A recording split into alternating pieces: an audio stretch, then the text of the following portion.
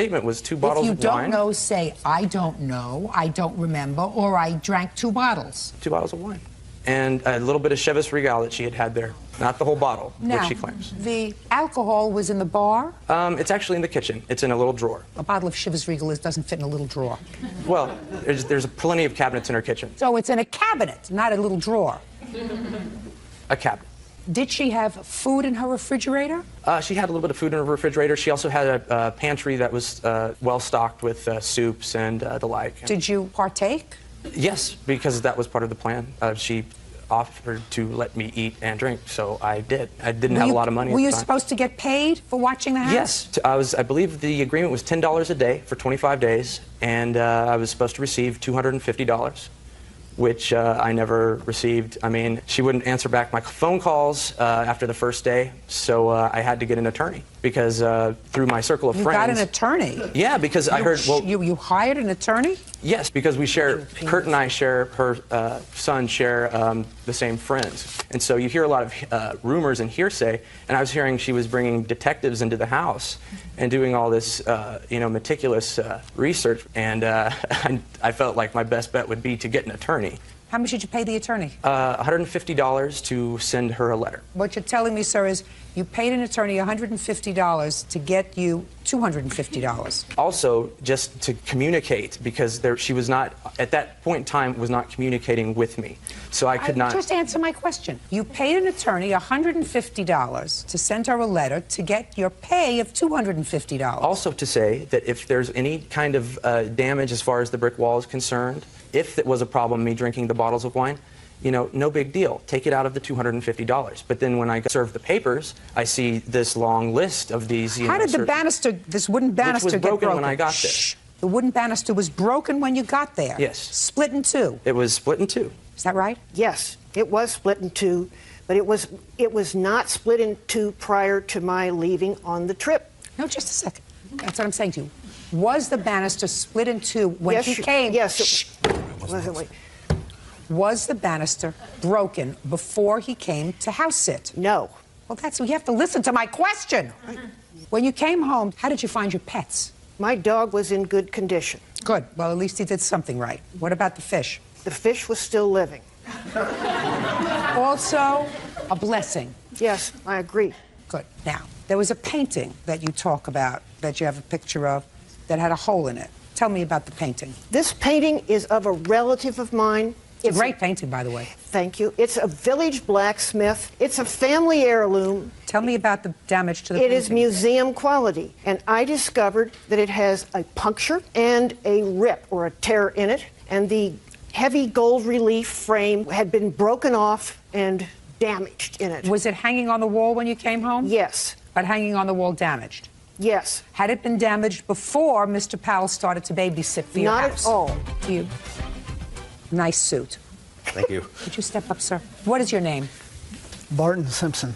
Mr. Simpson, you're a neighbor of the Carters? Yes, ma'am. Tell me what happened in the household while Mrs. Carter and her son were in Africa. The first thing I noticed was the defendant's red car, because Miss Carter's car was gone, and it had the writing of a wax on it that would be indicative of the police impound lot in San Antonio. As time went by, the flowers started dying on the terrace and trash started piling up on the terrace. And then as more time went on, I started seeing Miss Carter's treasured dog running around the neighborhood. So I started making an effort to catch the dog and bring it back to the backyard. On the third occasion... You mean the third occasion the dog was... The third occasion that the dog was running around the neighborhood, I took the dog home to find that the terrace door was wide open. Okay. Did you go inside? I looked in the door, I knocked on the door, I yelled for somebody inside. When I looked in the door, I noticed the back door was also wide open. So I walked in the house to release the dog into the house.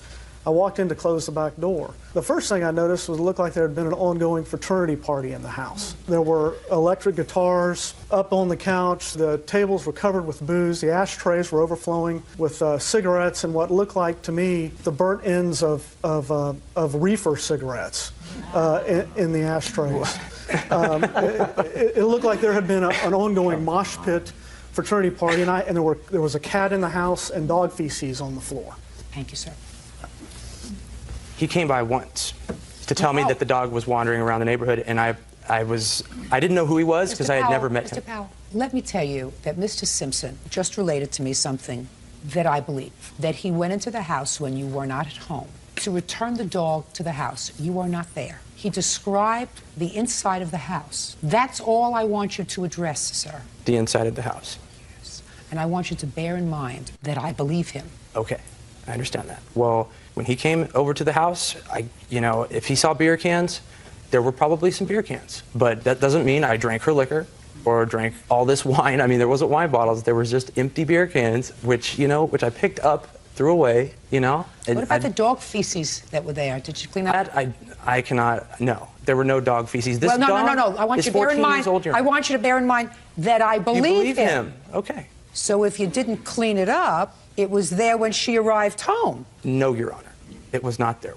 Well, then somebody cleaned it up. I cleaned it up. If anything happened... Oh, just a second. Well, you just said you didn't. I was saying that I didn't his testimony is I don't agree with his testimony, even though you do. Listen to me. I don't care whether you do or not. The dog's 14 years old. I'm telling you that I believe him. So if the dog messed in the house and you didn't clean it up, which is what you said at first, that means that she found it when she came home, unless you had Cinderella come and take care of the house at some point. Your Honor, I took grounds to try to repair her brick wall. I tried to do as much cleaning as I could with the time that I had. Like she says, she's not exactly the most cleanest person in the first place. The house is very messy to begin with. Who smokes? Do you? I smoke cigarettes, yes I do. Do you, Miss Carter? No, Your Honor. Who else lives in the house with you? No one. Cigarette ashtrays were brought from outside into the inside. Oh, that's why. So unusual. People usually do just the opposite. Maybe when you graduate, you'll start doing it the other way. Most people take cigarettes and take them outside. So what you're telling me is you and your friends had cigarette smoke outside and all the dirty, disgusting cigarette butts, when you were finished smoking outside so you shouldn't smell the house, you brought them back inside. They were cleaned and gathered in a pile, Your Honor. Not just, you mean the cigarette butts were cleaned and gathered in a pile? Let's call it an organized mess. Put everything together, throw it away, put it into the trash can, and take it out. But it hadn't been thrown away, sir, because he came and he found it there. At that particular date. All right, I had enough. Miss Carter, listen to me. How much did it cost you to fix the painting? About $1,000. No, show me the bill. Come on, see the bill. I finished torturing Mr. Powell. Finished torturing him. You big slob, Mr. Powell. You took advantage of the situation. Make parties in your own condo.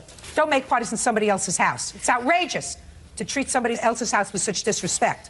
27 years old. Your parents should be very proud of you. Very, very proud of you. You're on the 10. I'm speaking. You're on a 10-year plan. You'll never grow up. As long as somebody else is footing the bill, you're going to continue to be a big baby.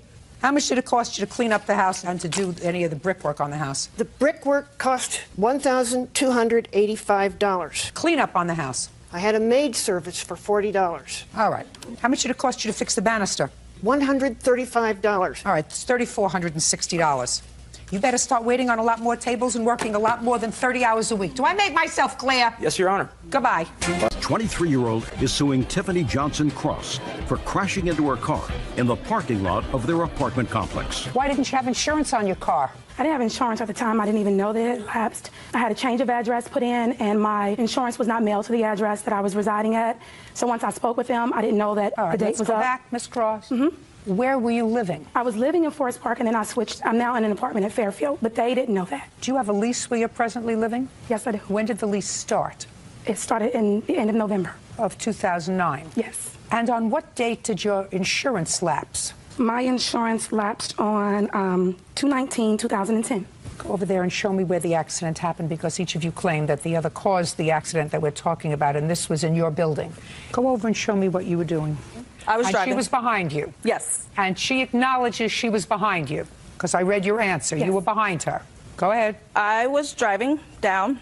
I was trying to turn right into my parking spot. Do you have assigned parking? No. So you go where there is an open spot? Yes, ma'am. Okay, go ahead. I was turning right into my parking spot when she tried to go around me to the right, and which led her to coming... hitting my passenger door and fender. So she went around you on the right? Yes, ma'am. And where those lines are, I assume there were These lines? empty spaces? Yes, ma'am. Okay. Now, you can step back. Now you go over, Miss Cross, and show me your version of what happened. You're behind her. Yes, I was behind Miss Cawley, and she turned to the left. These spaces here were full. It was 9:30 at night. There were no spaces right here. She turned to park to the left. I proceeded to go past her because she did a complete left turn. When I proceeded to pass her, Miss Cawley, I guess she may have saw another space, and she wrapped back around to the right, and she hit me. I'd like to see pictures of the car.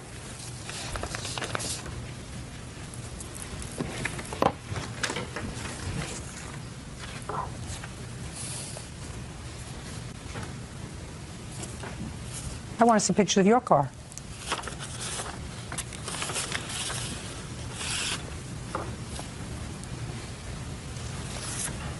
You hit her. She didn't hit you. No, the damage to my car was more than that, but because of the apartment place we live in. You hit, I'm looking at her car. You hit her car with the front of your car. No, the damage is actually on the side. If you look at the other pictures, it's actually on the side of my vehicle, and that's on the corner. It's not in the front.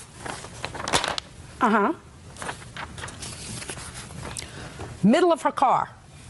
Where is front that? Because I didn't of hit your the, car. I didn't hit the middle of her car. I hit the front of her passenger side. Perfect. That's exactly what I said. No, I'm not saying that I hit her. What I'm saying is that's where our cars collided. Listen, Miss Cross. Yes? I know exactly what happened, and you had no insurance. Did you ask her to report the accident a couple of days later so that you could have your insurance reinstated? No, I did not. You didn't? And it wasn't because I didn't have insurance. At the time, I didn't know that it had lapsed until I called to talk to my insurance company, and then that's when they told me. I immediately reinstated my insurance. I did not hit her car. She hit me. Go ahead, Ms. Coley. No, you hit her. That's why we're here, for me to make that decision. I can see from the pictures you hit her. I don't see how you get that from the pictures. Listen, you want to look at them? You can. But that's what my job is, to look at it, to look at that, to listen to the story, and to make a judgment as to whether or not you were trying to get around her because you were trying to exit and she was trying to park. I don't think you were trying to get her parking space. I don't think that no, I don't even live over that area. Only one attitude here, and that's mine.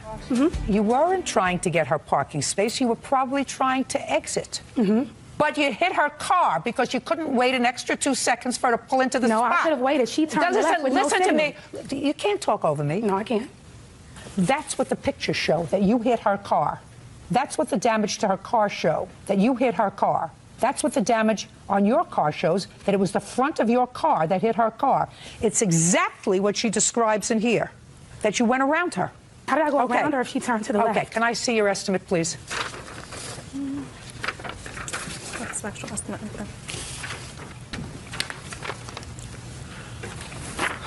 You still living there?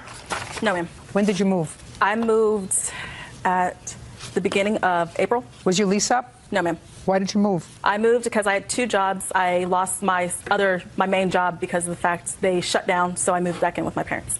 Judgment for the plaintiff in the amount of $1,954. Your counterclaims dismissed. Charges are excused. You may step out. Robert Skelsey says ex-girlfriend Chalise Roberts owes for rent and the return of his clothes. Chalise says the money and clothes were both gifts. Have a seat. Thank you, Bird. You're welcome, Judge. Mr. Skelsey, you and Miss Roberts, according to the complaint that I've read, dated for a period of time. You claimed that you made her a loan of $250 at some point for rent. In addition, after you were no longer together, you never lived together, but you probably stayed over occasionally at her house because you claim you have some clothes at her house that she refuses to give you. A few nights, yes, Your Honor. Ms. Roberts says that the $250 that you gave her for her rent was a gift and that everything in the house that was yours, you took. When did you date Miss Roberts? From when to when? We met each other in January of this year. We met off a chat line kind of thing. We just started dating right off the bat. You both live in the same community? Yes, in the same area, yeah. And when was this loan that you gave to her? The loan was in May. She was having financial difficulties. Tell me about the conversation that you had with her when you discovered she was in financial distress. Actually, she asked me. She said, No. She did. She asked me. She goes, I'll do anything for you. Can you loan me some money? I'm having financial difficulties. I said, can you ask, one of the fathers of your children He offered to do give it this? Listen to me, Miss Roberts. Don't speak again until it's your turn. And she said that she didn't want to do it because she was scared of like a custody thing. I said, okay, I understand. I have the extra money. I'm going to need the money back soon, but I have the money right now available to you. I said, so here's the money. I wrote it out to her landlord. You have a copy of the check? Oh, yeah. I'd like to see it. Yeah.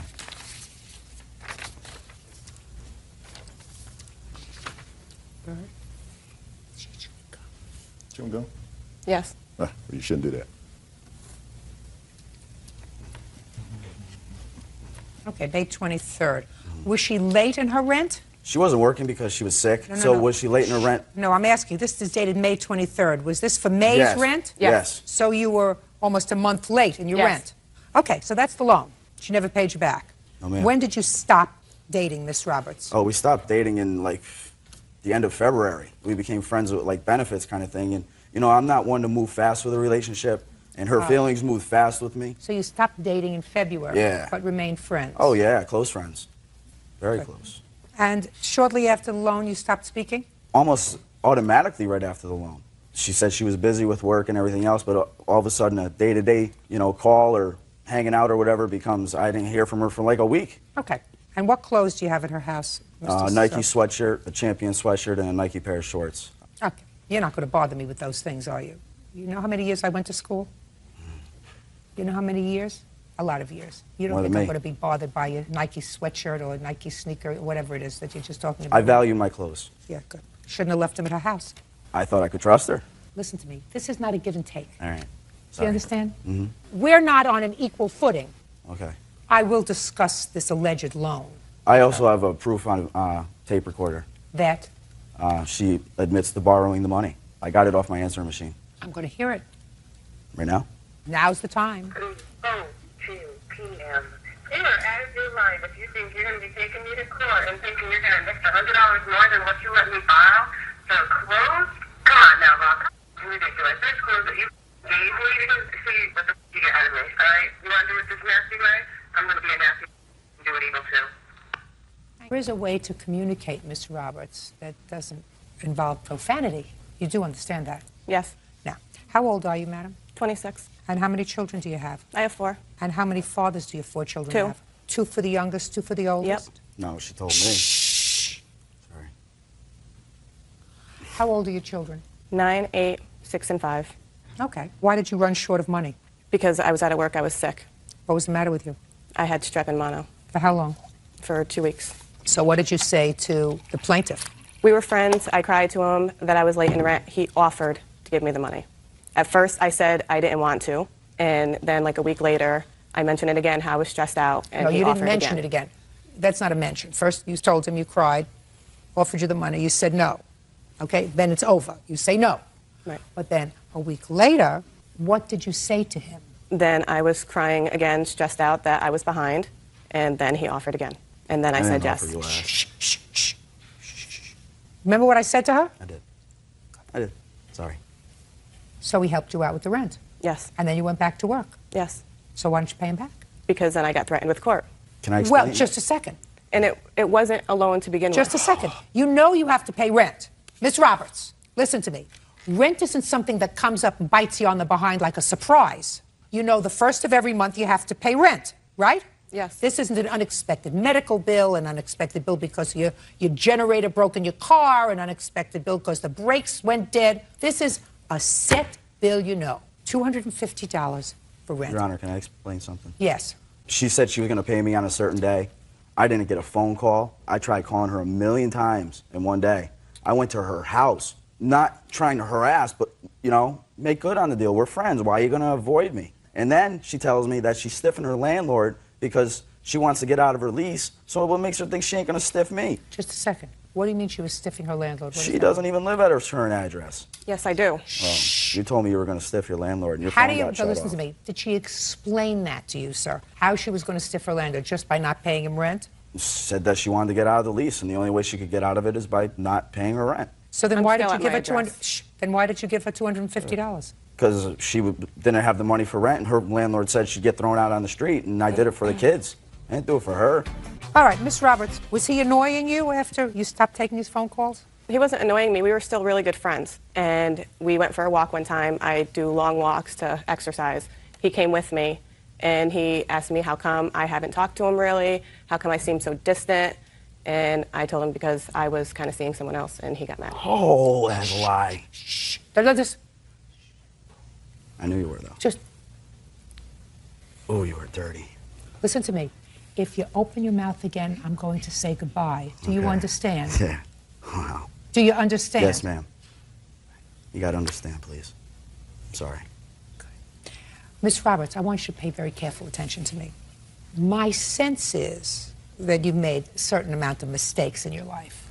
I think based on your history that that's a fair statement. You have 4 children, only 2 of them live with you. You got yourself in a financial pickle to the extent that you couldn't pay rent at your age with 4 children.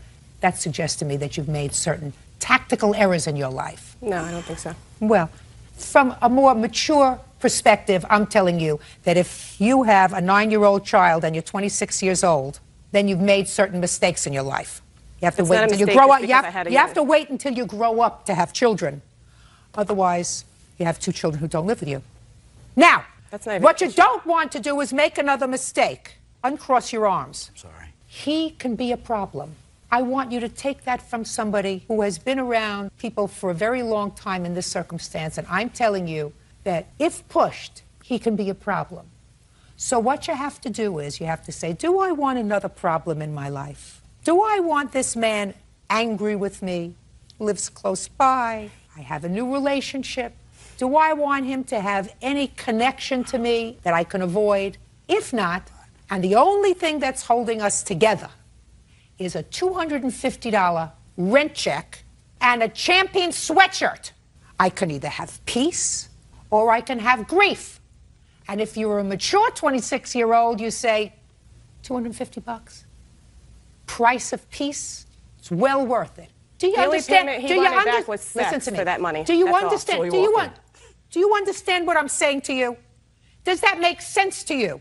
For $250 and a Champion sweatshirt, I can have peace, or I can have him annoyed with me, feel as if he's been used, feel as if he's been taken, feel as if he's been abused, feel as if he's been made a fool of. I did all the work there, too. Sorry. Not ever again. Do you understand what I mean? He can't control himself. Oh, I know. That's what you want? No. You're an idiot if that's what you want. So I'm going to help you along. Judgment for the plaintiff in the amount of $250. That's all. Rhonda Vito is suing the mother of her son's friend, Anna Betancourt, for the cost to fix a dirt bike. Rhonda claims Anna's son, 17-year-old Sean, rode her son's bike without permission and wrecked it. Miss Vito, which of these 2 young men is your son? Anthony, the first one.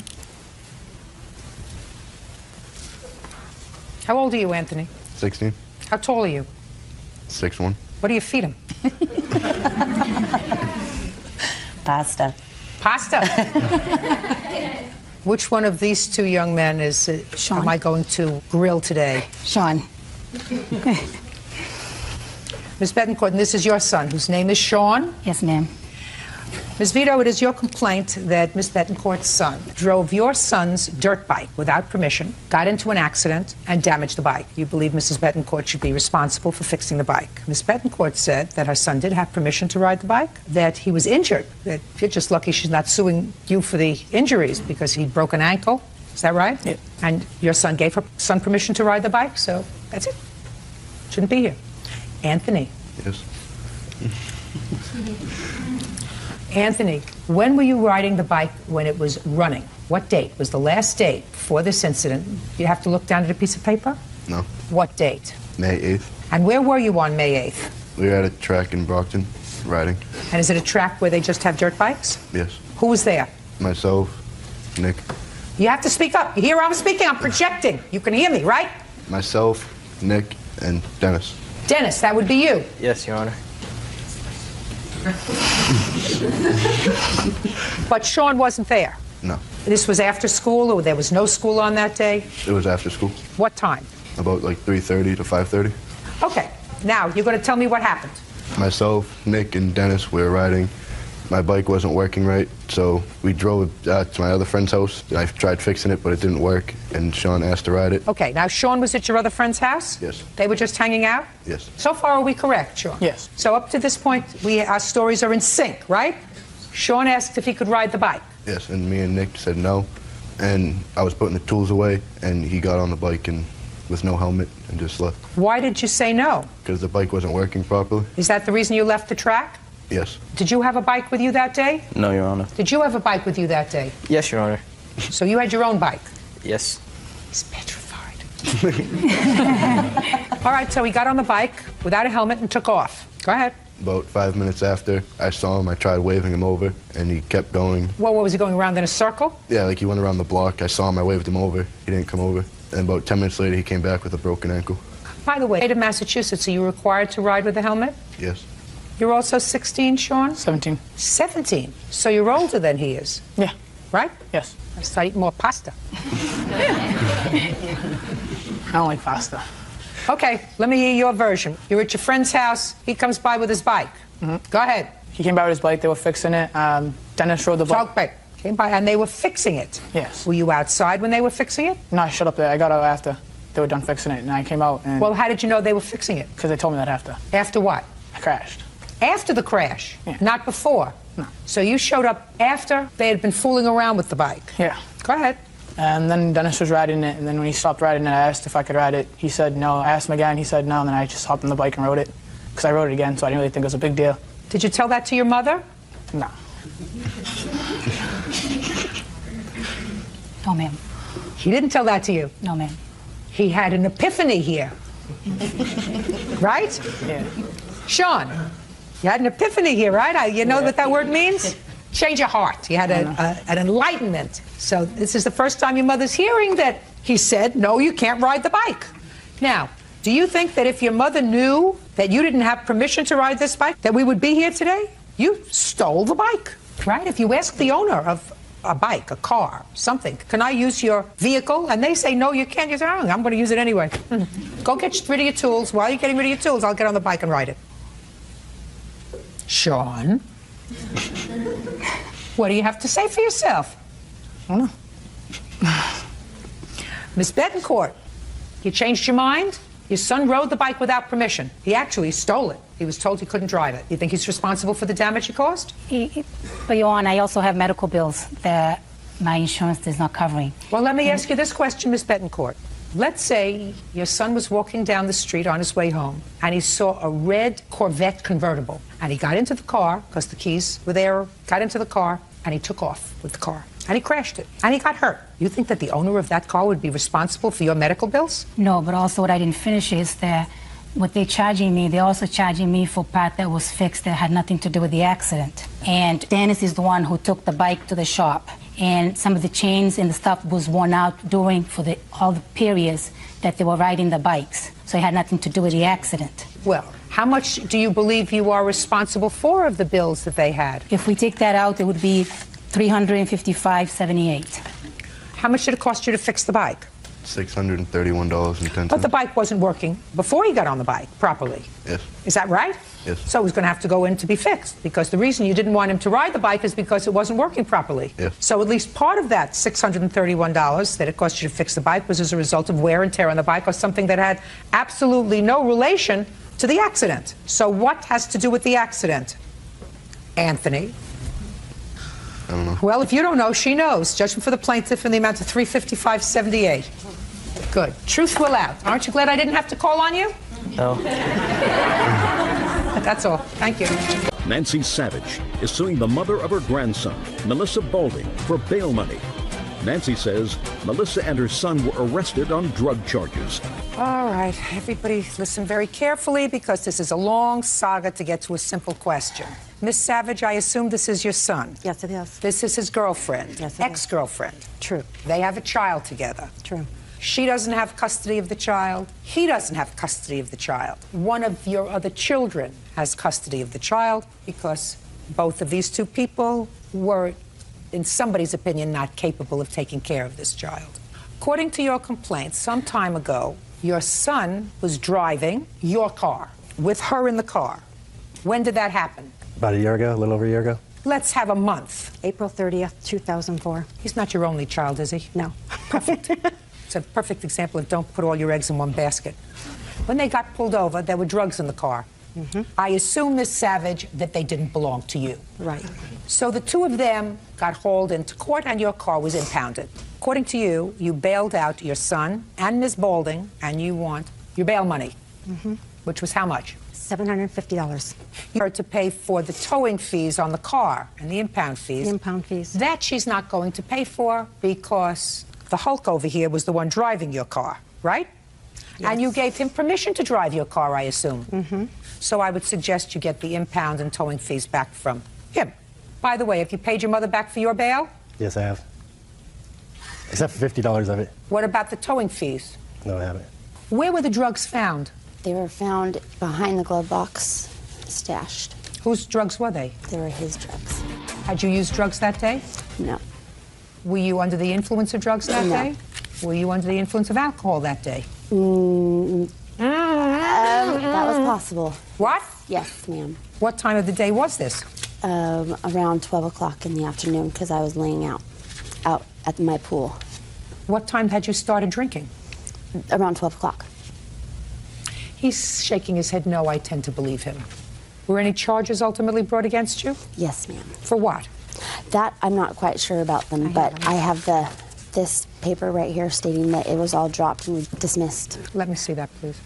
I have on the bail slip that I got her what her charges were. Can I see that, please? And she has one more charge than my son was, which I believe is being under the influence. She admitted to the police that she had taken somas. What is that? It's a muscle relaxer. Not that day, but previous.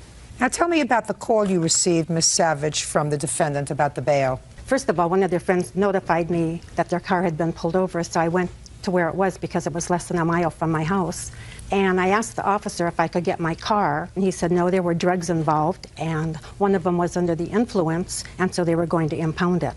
So I asked him where my grandchild was, and the officer went over and asked Melissa, and she told him it was at her apartment. So I told him I would take responsibility and go get Brian and have him stay with me. Who was watching him? Some of their friends. Go ahead. So I went and brought my grandson home, and I was trying to calm him and everything. He was very upset. How old is he? 2.5. Go ahead. I told him that Mommy and Daddy were having car problems, and when their car was fixed, that they would come and get him, and he told me that I should take him to where they were. So Melissa started calling. The first call, she was like, you have to get me out of here. I can't stay in here. You need to get me out. I'll do anything. Whatever it is, I'll pay you back. Just get me out. And that was the first of one of many calls. I probably got between 15 and 20 calls that night, and every time she called, she woke my grandson up. And what about your son? He called me once. Did you go and bail him out? I bailed both of them out. No. He called you once? Once. When did you bail him out? Steve got released around 2 o'clock that afternoon, and Melissa got released 8:30, 9 o'clock that morning because there was a woman in jail that Melissa had identified for another crime. Oh, just a second. This incident happened at 12 noon. No, the incident happened at like 10 o'clock that night that they were pulled over. Yes. Oh, so she had been drinking from 12 noon until 10 o'clock at night, according to her. Oh, I didn't understand that. Now I understand. Okay, and during that whole time, she called you numerous times. She called me about 15 to 20 times, and she told me that they wanted to test her for drugs and she wasn't going to give them a urine sample, and that when she had to go to the bathroom that she would have the girls in the waiting cell stand around her so they didn't know that she was urinating. Step up. What happened to your case? My case was dropped before hers was. What kind of drugs were found in the car? Marijuana, pills, and methamphetamines. Whose were they? Hers. Oh. That's interesting. Not yours. The marijuana was mine. I admitted to the cop when we were stopped. He asked if there were any drugs in the vehicle, and the marijuana was in my pocket. And I handed that to him, and he found the other drugs when we asked for my license and registration. When she opened the glove box door, he saw a container that everything else was in. Who are you? Her mother. Step up. Why do you think your daughter didn't call you to bail her out? Because I taught her not to call me and bail any of my children out until they have gone to their first preliminary hearing. She was in Ohio. Just a second. They'll possibly lower the bail or drop the What's your last name? Daly. Miss Daly, how many children do you have that have been arrested? Oh, this one. So when you said you've taught all your children not to call you until after they have had their first bail hearing, you were really referring just to her? No, I raised 4 daughters as a single parent. Yes. And I worked in law enforcement for 30 years. Yes. And I just informed them that if they got into a situation where they ended up in jail, I would hope this wouldn't happen, but I just wanted to make sure that they knew what to do. How many years have you spent in law enforcement? All told, 20. Between us, we have more than a half a century in law enforcement, Miss Daly. How many children do you have? 4. Between us, we have 9 children. Did you ever have a conversation and tell your children If you ever get arrested, make sure you wait until your first bail hearing because your bail will probably be lowered. Do you remember having that conversation when you told them about, don't talk to strangers, don't go near people's vans? You ever remember having that conversation with your 4 children? Negative. Me neither. So you want to go through this one more time with me? Because unless you're kooky, because I never heard of a mother, even in law enforcement, sitting her children down and saying, listen, never talk to strangers, be home at midnight, don't give any strangers your phone number. And if you ever get arrested, I want you to wait until your first bail hearing before you call me because your bail may be reduced. Were you happy to get out of jail? Yes, ma'am. Pay her the money. Judgment for the plaintiff in the amount of $750. That's all. Parties are excused. You may step out. Corey and Tammy Shanks say Corey's ex-girlfriend, Melissa Blankenship, ran his Dodge truck into a mailbox. Melissa is countersuing for the return of furniture. Mr. Shanks, this lady is your former wife, is that correct? Yes, ma'am. But you are now back together and trying to reconcile. Yes, ma'am. And Miss Blankenship was your girlfriend Yes, ma'am. for a brief period of time. Yes, ma'am. And this is the complaint, although the complaint is written by your wife, really has to do with you. So we're going to find out exactly what it's all about. You claim that Miss Blankenship damaged a truck. It was a truck that belonged to you. She hit a mailbox or something with it, is that right? Yes. And you want her to pay for the damages to that truck. Yes, ma'am. Miss Blankenship says that she did, in fact, have an accident with the truck, hit the mailbox, there was some minor damage, she told you about it, and at some point you told her to forget about it because you had moved her in with her children or child? My child. With her child into another house that you owned, and she relocated because you were together. Then when you decided to go back to your wife, she was told that she had to vacate the property immediately. She had exactly a week and a half to A week. clear the vacancy. And the suggestion is because you told her she had to get out of the house within a week, you told her to just forget about the damage to the truck. When were you divorced, Mr. Shanks? I was getting ready to go through the divorce in June 2005. When did you meet Miss Blankenship? About the same time, about June. Okay. And when did you purchase the second house? Obtained the house around June, July, in between there. And when did Miss Blankenship move into the house with her daughter? When the house closed, and it was in August. And that was at your suggestion? Well, you were together? Yes, but, Your Honor, it was more or less where she wanted to more or less move in. You know, she asked me to move in, and the stipulation was she was supposed to obtain the home, take care of everything while I was gone since I'm an over-the-road truck driver, and she was going to start up a daycare with herself and her witness. So what you're saying is she moved into the house, but she was supposed to pay all the bills in the house? No. From the daycare? No, it was more or less like she wanted to start up the daycare. Well, what did that have to do with you, Mr. Shanks? Well, really, it doesn't, Your Honor. Well, so then I'm not interested in it if it doesn't have anything to do with you. Okay, so she moved into the house, and when you weren't on the road in your truck, where did you stay? I only stayed in that home maybe one night. With her? Yes, one night. And you shared a room? Yes. Before she moved into the house, where was she living? She was living in an apartment complex. How many nights did you spend there? Maybe 2 at the most, ma'am. And when you stayed there, did you share a room? Yes, ma'am. And when you purchased this new house, was it the idea that you would be living there as a family when you weren't on the road? No, ma'am. What was the idea of the new house, sir? The idea of the new home is I wanted to move away from my old home state where I used to live at, and I just wanted to start over myself. I mean, the only reason I let Miss Blankenship move in was the idea of her wanting to start up the daycare. Mr. Shanks, you're having second thoughts about this, sir, because of the lady standing next to you. But your conversation to me doesn't make sense. Do you understand? Yes, ma'am. Doesn't make sense that you bought another house in another area and Miss Blankenship was moving in there to start a daycare center. That doesn't make sense, sir. I haven't even asked her anything. So don't try to pull my leg. I don't like it. You get it? Yes, ma'am. If you had second thoughts about Miss Blankenship and your relationship and you wanted to go home to your wife, that's fine. But don't lie. I don't like it. Now let's get back to the truck. At the time that Miss Blankenship damaged the truck, she called you. Where were you? I was out on the road. And what did she tell you? That the truck was hit by the mailbox. No, she didn't say that at all. Don't be a wise guy. What did she tell you? She told me she hit the mailbox. That she hit the mailbox, right? Yes, ma'am. Did she apologize? Yes, she was very apologetic to it, yes. Now, at that time, had you gone back to your wife yet? No. Did you tell her that you were thinking about going back to your wife? No. Had you told her that she had to move her property out? I told her When I told her to move out the property, and this is going to bring up the daycare again, that she wasn't getting the daycare going and the home wasn't being taken care of. When she used your truck, what was she using it for? In the moving process, I think. So you were told her to move, in or out? It was, I'm pretty sure it was in, ma'am. Were you moving in or out when you were using the truck? Actually, when I wrecked the truck, he was in town. He asked me to go get jumper cables, I think it was, so he could get his truck jumped because the batteries went dead.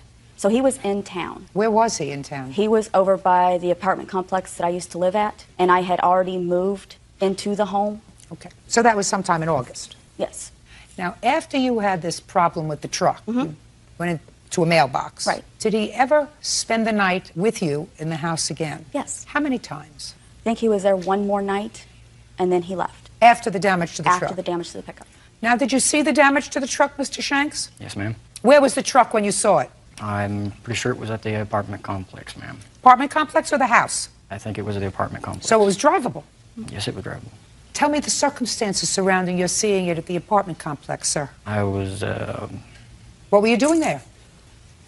What were you doing there? I would think I was getting ready to leave, but I can't recollect it. What? In the truck, in my semi. You mean getting ready to leave her apartment? Yes. The semi was parked at the apartment. At her apartment? Mm-hmm. Now, what did you say to Miss Blankenship, sir, when she told you that she had had this accident with the truck? And you saw the truck, right? Yes, ma'am. What'd you say? I told her, I said, it needs to be replaced. You need to get it fixed, and it needs to be done. I mean, I was really upset about my truck being wrecked. Well, it wasn't wrecked, sir, because you said you saw it at the apartment complex. So it wasn't wrecked, it was drivable. Yes, it was drivable, but the way them Dodges are set up and everything, they've got plastic and little sheet metal and all that stuff on them anymore, and just hitting the mailbox did do a lot of damage to the front of that truck. I mean, it's very noticeable. You want to show me a picture of it, sir? Yes, ma'am. There's also pictures of the mailbox post and at the house where the mailbox sits.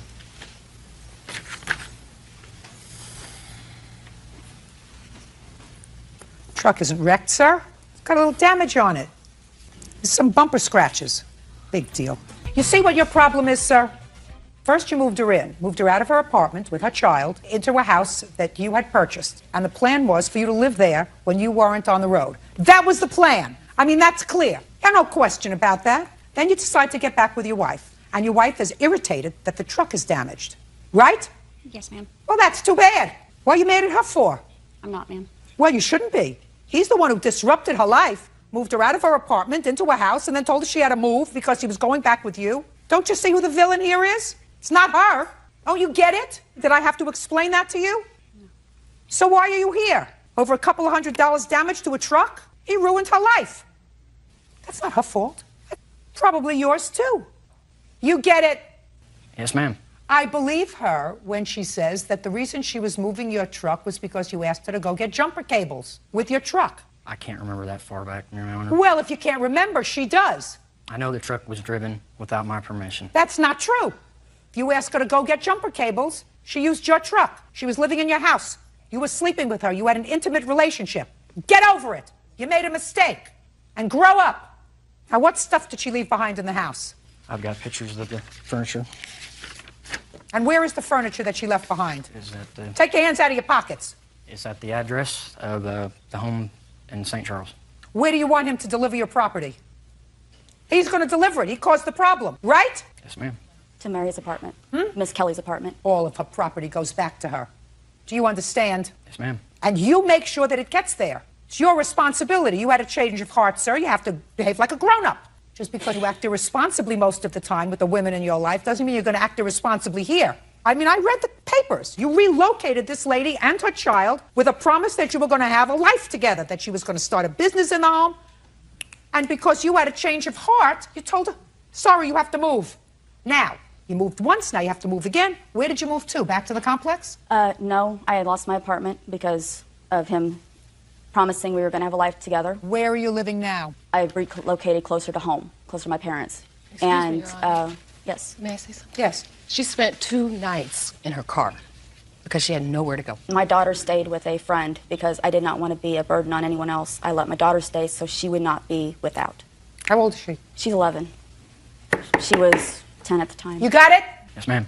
She gets all of her property back. Make sure that that happens, sir. Yes, ma'am. Take care of the truck yourself. It's the least you could do. And tell your wife to get over it. You got it. Goodbye. Rachel Rhodes is suing her ex-boyfriend, Eric Nelson, for the return of payments and repair costs for a vehicle he financed. Eric says the car was repossessed because Rachel missed payments. Miss Rose, Mr. Nelson is a former boyfriend of yours. Correct. And he financed a car. He was responsible for the payments on the car, but it was your car. Correct. The agreement was you were to make the payments on the car. When the car was paid off, it would be yours. Correct. Well, what happened is that you missed some payments on the car. Couple, 2, maybe 3. And the car was repossessed by the company. Is that right so far? So far, I made a payment. I had placed it on the Dropbox. I don't want to hear that you made the payment. You placed it on the Dropbox. They didn't cash the check, but then you missed 2 more payments. You missed payments, correct? Yes. And the car was repossessed. You called up the company, and the company said, well, if you make up all the payments that you missed, we'll give you the car back. You were prepared to make up the payments, right? Correct. But Mr. Nelson says, I'm not going to sign off on you getting the car back because I don't trust that you're going to continue to make the payments on the car. Let them take back the car. I'll make up the missed payments, and I just want this off my record so I don't have to worry about it anymore. So you're suing him for not making it easy for you to get the car back from the company. That's your lawsuit. Yes. Lawsuit, Ms. Rhodes. Well, Your Honor, I have the paperwork pertaining to the money order that I had purchased and I had put in the Dropbox. After the 29th of December, I had called and checked the status of the money order. The money order had not been cashed. Ms. Rhodes, you don't seem to get me.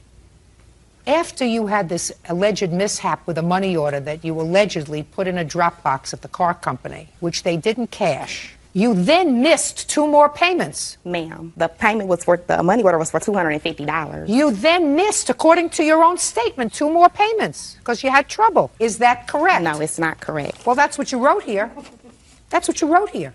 How many more months of payments did you miss? I only missed, to my knowledge, I missed 3 payments, which is a month worth of payments.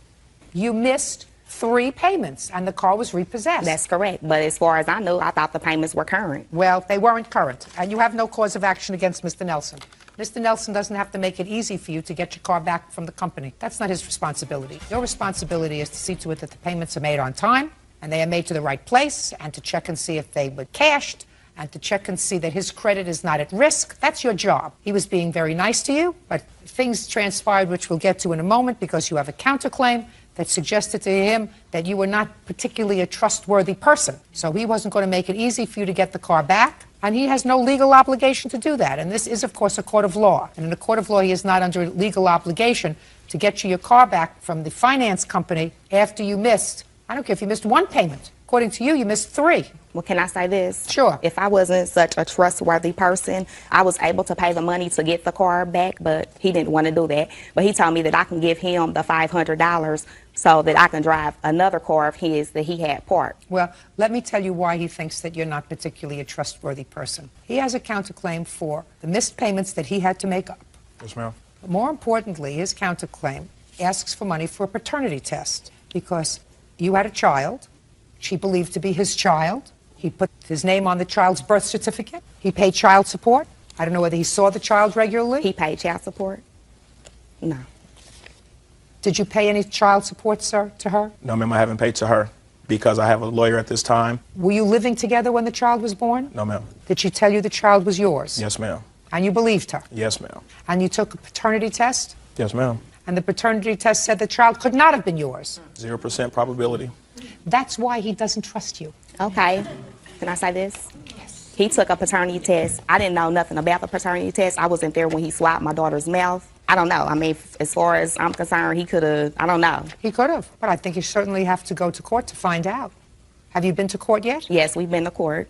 And what happened when you went to court? We went to court, and by him signing the paternity affidavit, they stated that if it is his child or if it's not his child, that he needs to pay child support. So the court where you are said Mr. Nelson is out of luck because he was told that the child was his by you, and because he signed the affidavit of paternity based on what you told him, he's going to pay child support whether the child is his or not. That's what you just told me. I mean, that's what they said. That's what you just told me that he was told. Yes. That wouldn't make me happy. No. That wouldn't make me believe that you are a particularly trustworthy person. This was not a court-ordered blood test, is that right? No, ma'am. You took the child yourself? Yes, ma'am. Well, you have to proceed through the courts. You hired an attorney. That's the first smart thing that you did. Yes, ma'am. Good. And do you have a court date? Yes, I do. When? My lawyer has gotten us a court date to go back to court on May the 15th, so we could rescind a paternity affidavit that was already filed against Fine. me.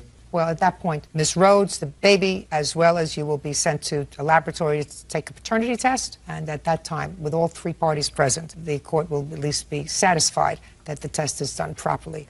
Ms. Rhodes at this point knows that she's on notice, that if there is a possibility that you are not the biological father of this child, that is not a good thing. So I suggest you start searching in memory to figure out if there's any possibility that he's not the father. Okay. Got it? Got it. Good.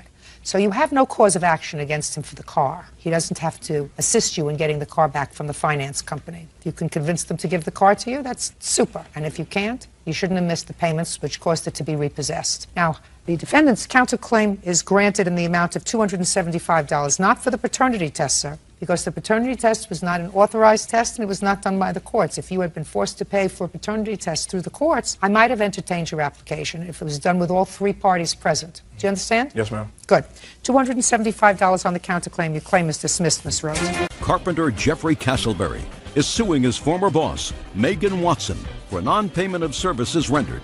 Megan says Jeffrey's work was substandard. Mr. Castleberry, you worked for the defendant in her construction business. You quit over some social problem that you had. It seems that you were dating her sister. According to you, got into some sort of a kerfuffle with her sister and decided it would be best if you didn't work with her anymore. Yes, ma'am. So you quit. And you claim at the time that you quit, you were owed wages. Miss Watson seems to acknowledge that you were owed wages, but she said that you took some tools that belonged to her and didn't return them, but primarily that she went and examined the work that you had done and found it to be substandard, and she had to arrange to have that work done by somebody else, so she doesn't owe you any money. And she's counterclaiming for the tools and having to have the work redone. It's a little nonsense. Not the tools necessarily, the work redone is nonsense. When did he start to work for you? About the middle of March of 2007. And what was the financial arrangement that you had with him? He got paid on the jobs once I got paid on the jobs. It was Is a that how- percentage of each job. Is that how you were paid, sir, a percentage of each job? I don't know if it's a percentage. It was a set rate for each job. When she was paid for it, she would write me a check and she would attach one of these pay statements, which has the check number, the date, how much I was paid, which job it was, and what I did. And each time she gave, she would give, this was the first one and second, etc. Okay, can I have it, please?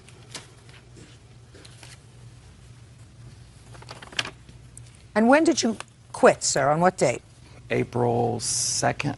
So you only worked there a couple of weeks. Were you paid this last one, this pay statement, April 3rd? Yes, ma'am. And you were paid on this? Yes, ma'am. And you were paid on this? Yes, ma'am. And that's for all the time that you worked there? That was for the other jobs, yes. For the other jobs. Had you ever had a discussion with her about any work that you did while you were working for her that was unsatisfactory? No, ma'am. So any work that you did pursuant to that list that you had and work that you completed, you got one of these and you were paid for it? Yes, ma'am. Good. Now, give me the figures on the work that you did that you were not paid for. $355. Okay. But he did do this $355 worth of work. Yes, ma'am. Then you owe him $355. Yes, ma'am. There's another job that he did an estimate on for me, and per his estimate, the door was wrong. I had to pay someone else to correct the work that from where he estimated the door being wrong. You mean he measured it wrong? Yes, ma'am. It was too small. Show him. Mr. Moore's door that you measured, and you said it was a 6-0 door. The rough opening on that door was... The door that we both measured. You measured that door. We both Just measured. a second. You said that you measured it and she measured it? Yes, ma'am. Tell me about that. As we measured the door... Who's we? Her and I. You were there together? Yes, ma'am. Were you there together? Yes, ma'am. Oh, then you have a problem. You're the construction boss. Yes, ma'am. So?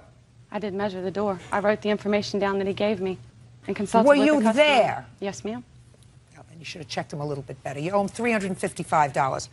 Now, are you angry with him for some reason? Yes, ma'am. Why? Because he stole some of my tools, and I have Okay. the receipts for those. Tell me what tools he stole. I have a reciprocating saw that I purchased right here. Do you have I that? no longer have. No, ma'am. Where is it? I never had any of her tools. As a matter of fact, some of my tools were left at her parents' house, and after I quit, I asked if she could meet me up the street to get my tools. She let me get the tools out of the back of her truck, which was my saw, and I had a bucket with my tools in it. And she was present when I did that. Is that right? Yes, ma'am, but I believe my tools were in his bucket because we worked out of the same truck. Well, what do you mean you believe? Because I no longer have my tools as of the day Well, I is gave that what him makes back you think his. he has them? Yes, ma'am. It's not proof, madam, of anything. Who is this? This is my sister. This is the one that you were dating? Yes, ma'am. Didn't work out? No, ma'am. Okay. You owe him $355. It didn't work out. You have to pay for the work. You know, it's not always a good idea to go to work for relatives. Yes, ma'am. You know, it tends to be messy. But, Miss Watson, what I have before me are statements of when he worked for you, what you paid him, and it appears that until there was this brouhaha with your sister, his work was fine. His work became unsatisfactory is when there was a problem. So I find that a little suspect. You have to pay him the $355 that you owe him. Judgment for the plaintiff. That's all. Thank you. All you're excused. You may step out. 25-year-old Leah Miller is suing her ex-roommate, 21-year-old waitress Angelica Simpson, for her share of the furniture purchased for their apartment. Miss Miller, you and Miss Simpson were friends and roommates for a while. You claimed that when she moved out, she took half the furniture in the apartment that you had both purchased on a credit card. Correct. You're stuck with the credit card, and she took half the furniture. Correct. Ms. Simpson says she did not take half the furniture. Correct. She only took a bed. A bedroom set. Bed. And she left items there that are worth far more than the bed that she took. Now, when did you move in together? February of 2005. Was it a one-year lease? It was actually 15 months. And when did you move out? I left the last weekend in January. And that was by agreement? Correct.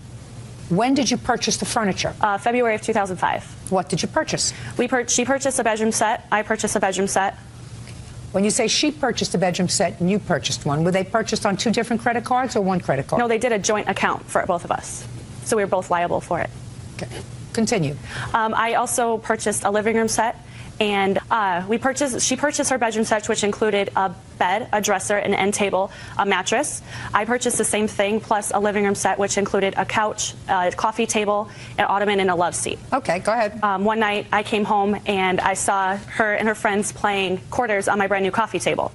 I confronted her about it. When you say you purchased the living room furniture, yes, were you jointly paying the bill with her? We had separated her costs from my cost, and we came up with an agreement that she would pay me $60 a month for her portion, and then I would pay the rest. She only has responsibility for the bedroom furniture. Correct. And that's all that you're suing for. Well, also, as the time went on, as we were living together, I found things missing from my room. I don't care about things missing from your room. Well, I had to purchase a lock to put on there, and I came home with her playing games on my... Listen to me. I don't care if you had to put a lock on your room. I read it. You had to put a lock on your room for $2? It was actually 15. Yeah. In the scheme of things, you're talking about nothing. Well, I had things missing from my room. Shirts, underwear, I had missing from my room. Good. I'm not bothering with that. Yeah. Okay. You had other people living there, other people staying there, other people staying over. Don't bother me with nonsense. You hear about furniture. Well, Don't throw in the kitchen sink to a lawsuit because judges get irritated, especially this one. Okay. How much was your bedroom furniture? The whole set together was around $1,300. It was like $1,300 and some change. Actually, Your Honor, I have evidence that hers was $1,412. That would be including the tax, probably. $1,412. And how much of that did you pay, Miss Simpson? I started paying her when I moved out. Like I said, I left a TV there that I had purchased for $500. There's also entertainment center, dishes, mirrors, things of that nature that were there that I had left there that I didn't take. Just a second. Did you have, Ms. Simpson, any agreement? Yes. Listen, you're not letting me finish my sentence. Did you have an agreement with Miss Miller that in lieu of paying Bill $1,412, you were going to leave items in the apartment? No. Then I'm not interested in what you left. But that's where I was going with this. I had moved out of the apartment and had paid her $55 for so-on months. Then... Just a second. You talk very... didn't start... Okay, go ahead. Go ahead. Yeah. You paid her $55 a month for how many months? It was for 6 months. Okay. No. Shh, just a second. $55 a month for 6 months. Yes. Okay, that would be $330. Yes. Go ahead.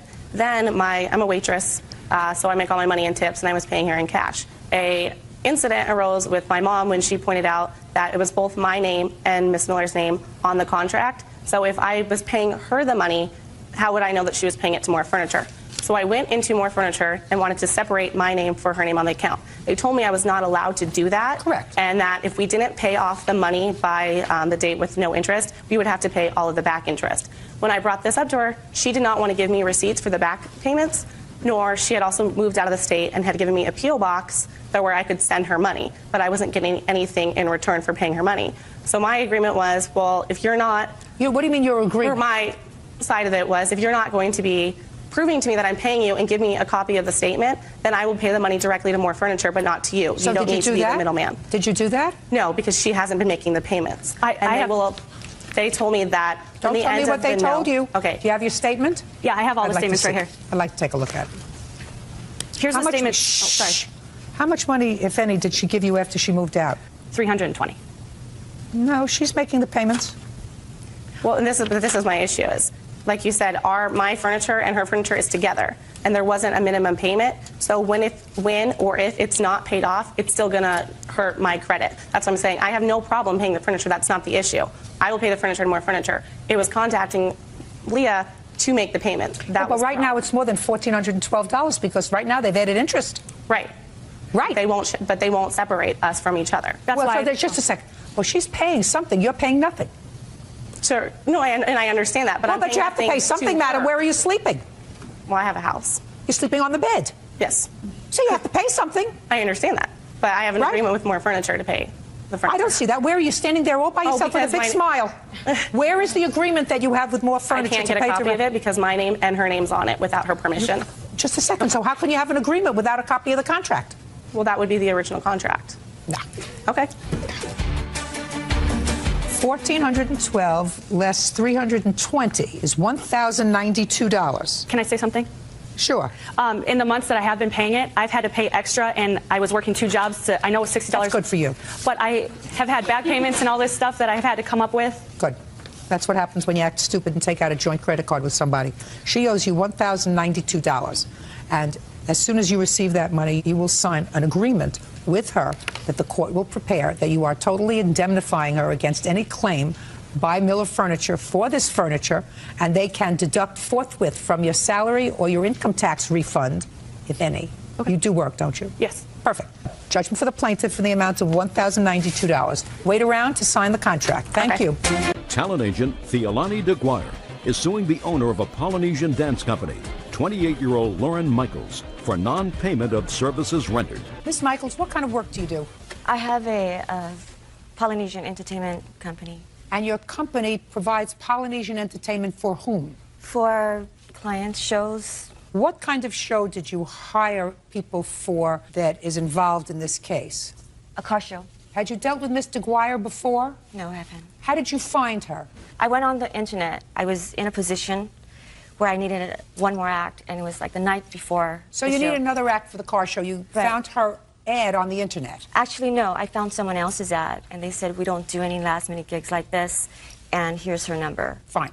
This is what the situation is. You contacted her, and she was to provide you with 2 or 3 young women who were going to dance at this car show. Is that right? Yes, that's correct. And the agreed-upon fee was $300. That's correct. So far? That's correct. Hold up. 3 girls. Okay. These are 2 of the 3 girls? Yes, it is. And they performed? Yes, they did. Ms. Michaels, according to your complaint, gave the girls $200. Yes, she gave them $200. Check for $200. And then she put a stop payment on that check. Yes, she did. Now, Ms. Michaels, you're going to tell me why you put a stop payment on that check. Okay. There was a lot of broken agreements. They were supposed to meet me at 4:30. They showed up 3.5 hours late. 5 minutes before the showtime. Yes. They said they're going to let me choose between 2 to 3 costumes. And I didn't have that opportunity. They're still cutting. So why don't you send them home when they got there 5 minutes before the event? Because I wanted to fulfill my commitment. So if you wanted to fulfill your commitment, then you let them perform, right? That's why you didn't send them home. What I'm asking you is why you stopped payment on the check. And I haven't heard anything yet. Because when I saw the videotape afterwards, what was promised for a professional show, because I have act number 1, which is my group, which is a professional act, and what was promised for a professional show and matching costumes and all of that, I'm backstage with my girls. They're going on. So what you're telling me is you weren't satisfied with the performance? Not at all. Good. Listen to me very carefully now. I want you to think about you taking several of your clients into a restaurant, and you have a reservation for 8 o'clock. 8 o'clock comes and goes, and they don't seat you. They say, we're not going to be able to seat you until 9 o'clock. Look at me. So you decide to wait. You don't say to your friends, we're going to go to a different restaurant. You decide to wait. And you wait till 9 o'clock, and then you sat down to eat. And you eat, and you really don't like the food. You finish whatever you finish. You have dessert, you have coffee, bill comes, you pay it. And then you call your credit card company and say, I want to stop payment on this check because I didn't like my dinner. You think that's reasonable? If you waited until the last minute to book another act and you needed another act, I'm speaking. Okay. And these people show up and they hadn't fulfilled, according to you, their agreement, then you say to them, ladies, go home. Yes. I'm not going to potentially embarrass myself by putting on an unknown. What you can't do, Miss Michaels, is put the act on and then say, I didn't like them, and I'm not going to pay you. I never said that I wasn't going to pay them. Of course you did. You stopped payment on the check. I stopped payment. We spoke, and I said, whatever out-of-pocket expense that you had to pay the girls, I will give that to you, and that wasn't satisfactory to her. It's not satisfactory. You had an agreed price. The agreed price was $300. Your choice was, when they were late, to send them home. Because it wasn't just that they were late. If they were late and wonderful, you wouldn't have had a problem. But you didn't know these people. You didn't know whether they could dance. You didn't know whether they could sing. You didn't know whether they had nice costumes. Yeah, you didn't know anything about them. I made a poor judgment. You did. Yes. And that's what business is all about. You make a poor judgment and you learn from your mistakes. You try to book an act at the last minute and you get people. Where are you from? Moreno Valley. You're not from Hawaii, are you? No. Not from French Polynesia, are you? And where are you from? Corona. Corona. That's not in Polynesia, is it? No. She's Hawaiian. Shh. I don't care whether she's Hawaiian or Yiddish. She's not French Polynesian. You had a contract. If she is not fulfilling the contract by arriving at an appropriate time and giving you an opportunity to screen the talent, send them home. You can't use them and then decide you didn't like the meal. Do I make myself clear? Judgment for the plaintiff in the amount of $300. That's all. You may step out. 20-year-old suing her former friend, 19-year-old Eric Smith, for the cost to bail him out of jail after he was arrested for unpaid speeding tickets. Ms. Hubbard, you claim that Mr. Smith owes you money for bailing him out of jail. Yes. And Mr. Smith acknowledges that you bailed him out of jail, but he said that that was your choice. He never agreed to pay you back the money, right? Yes. How old are you? 19. What do you do to keep yourself occupied? I'm a full-time student and I work. Full-time student where? Longview Community College, Kansas City, Missouri. And you work for whom? Walgreens. And what were you arrested for, Mr. Smith? On speeding charges, tickets that I didn't pay, warrants. Speeding, tickets, warrants. How many? 8. How do you manage to get all these tickets if you're a full-time student and working at Walgreens? What it was when I was in high school, I racked up a lot of tickets, like speeding tickets, and I didn't have a job in high school because I played football, and I didn't work and I never paid them off. And how do you know Miss Hubbard? I met her at the club. Now, were you dating each other or you just knew her? It was like kind of like that in-between thing where not really friends, but not really together either. I see. Who is this smiling person over here? This is my friend Robin. How long have you known Robin? About 6 years now. So he's a good friend of yours? Yes. Better friend to you than Miss Hubbard, right? I guess you could say that, yeah. Well, he schlepped all the way to court with you, didn't he? Yeah. From Missouri? Yeah, from Missouri. And who do you live with? I stay with my dad right now. So you have a father? Yes. And I guess he's known you for at least 19 years, right? Yes. Yeah. Do you have a mother? Yes. She's known you for at least 19 years. Yes. Now, Robin here, he didn't bail you out of jail. No, he didn't. So he must not like you so much. Nah. And your father didn't bail you out of jail, right? Right. He didn't like you so much. No. Your mother didn't bail you out of jail, No. right? She didn't like you so much. No. You have grandparents? Yes. Yeah, how many? I actually have one. Grandmother? Yeah, grandmother. She didn't bail you out of jail either. No, she didn't know, actually. I guarantee you she knew. Okay. So how long were all these loving people who were really attached to you, how long did they let you sit in jail when you got arrested? The whole time. How long was that? That was 3 weeks. 3 weeks. I mean, we're not talking about we'll let him stay overnight to teach him a lesson, right? We're letting Mr. Full-Time Student Employee at Walgreens stay in jail 3 weeks. But then, according to what I managed to put together here, they were going to move you from one jail to another because you served your time on a whole bunch of tickets in one county, but then there were other counties looking for you. Is that right? Yeah. You ever hear of a man for all seasons? This is a man for all counties. So when they were going to move you, somehow Miss Hubbard bailed you out of jail. Yes. Were you happy to be out of jail? Yes, I was. How happy were you? I was very excited. And how did Miss Hubbard find out that they were going to move you from one jail to another? I told her. You told her? Yeah, I told her. Did you tell your mother? No, I didn't tell him. Did you tell your father? Yes, I told him. Did you tell Robin? No, I didn't tell Robin. Didn't tell Robin either, No, but I you didn't. told your father? Yes. And what'd your father say? Bye. Yeah. But not Miss Hubbard. No. She bailed you out. Yes. So what do you think you ought to do? I told her thank you.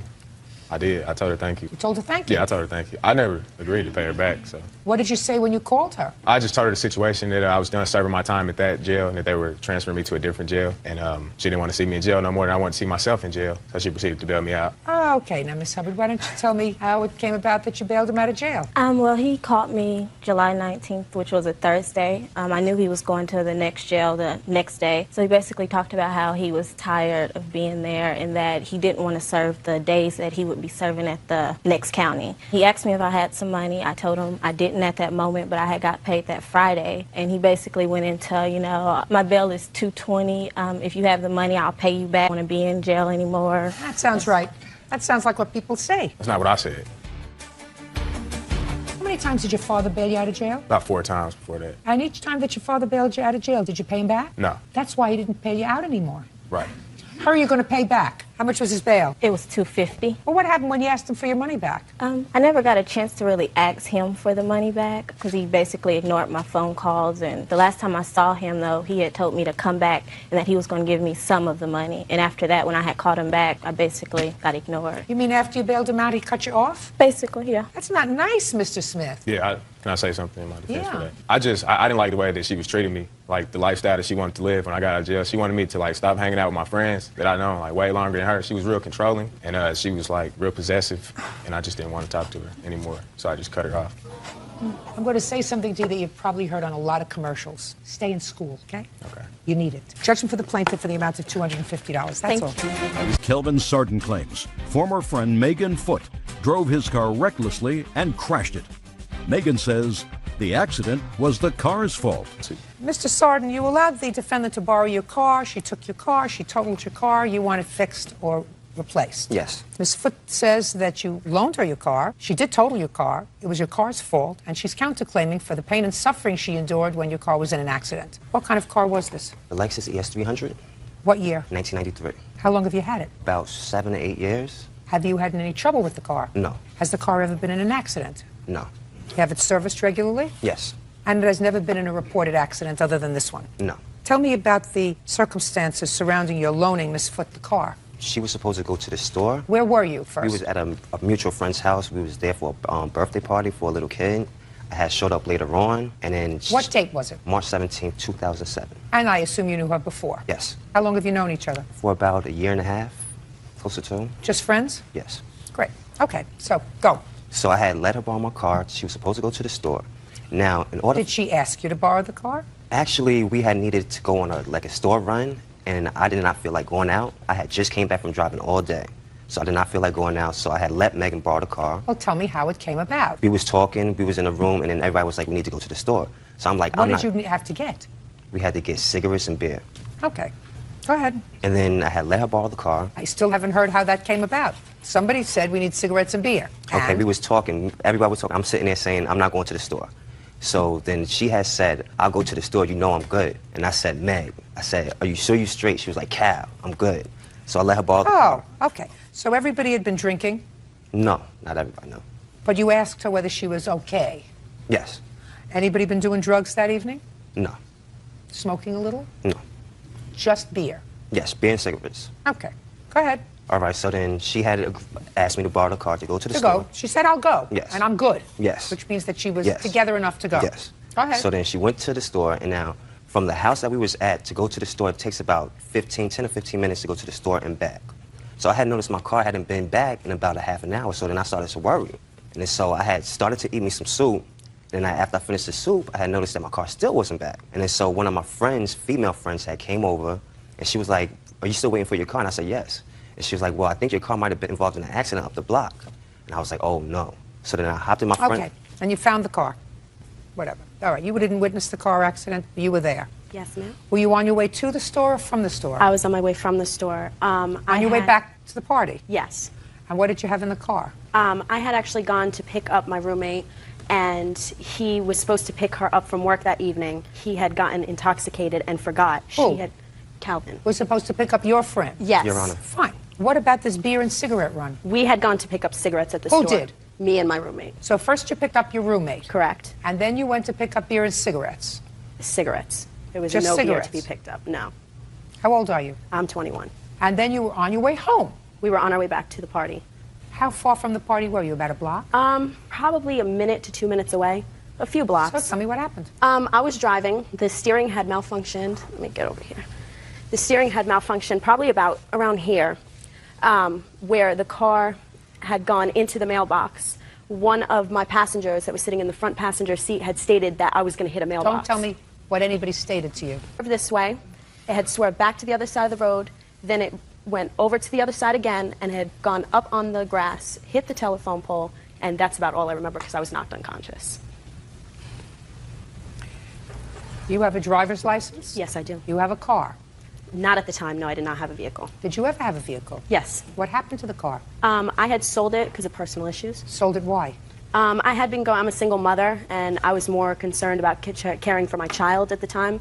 The car was not in my expenses. It wasn't in my means at the time, so I sold the vehicle so I was able to accommodate my son as properly needed. You work? Yes, I do. How do you get to work? I have a vehicle now. I went and purchased a vehicle about a couple months ago. This happened in March. Correct. A couple of months ago is April, May. Right. I purchased the vehicle in May. When had you sold your other vehicle? That was, what, November of 2006? From November until 2006 until May, what did you do? I had family members helping me out. My brother lent me his car every now and then. Well, how did you get to work every day? I would have my family members drop me off to work. Who do you live with? I live with my roommate. She talks very, very fast on her feet. Yana, But I don't believe everything that you're saying to me. You understand that? Yes, I do. You understand that? You know, because if something doesn't make sense, there's always that slight hesitation. Right. So you can always tell when somebody is giving you a line. Right. Making things up as they're going. You understand what I'm saying to you? Yes, I do. Perfect. Okay, where's the car now? The car is total. Total? Yes, and I have pictures also right here showing I'd like that it's to see total. it. And also I have an invoice from the place where it was totaled at, stating that it was a total loss. Well, it certainly is a total loss. Did you replace it? No. You know what the blue book is on it? Yes. I have it right here. I'd like to see it. There we go. Right there.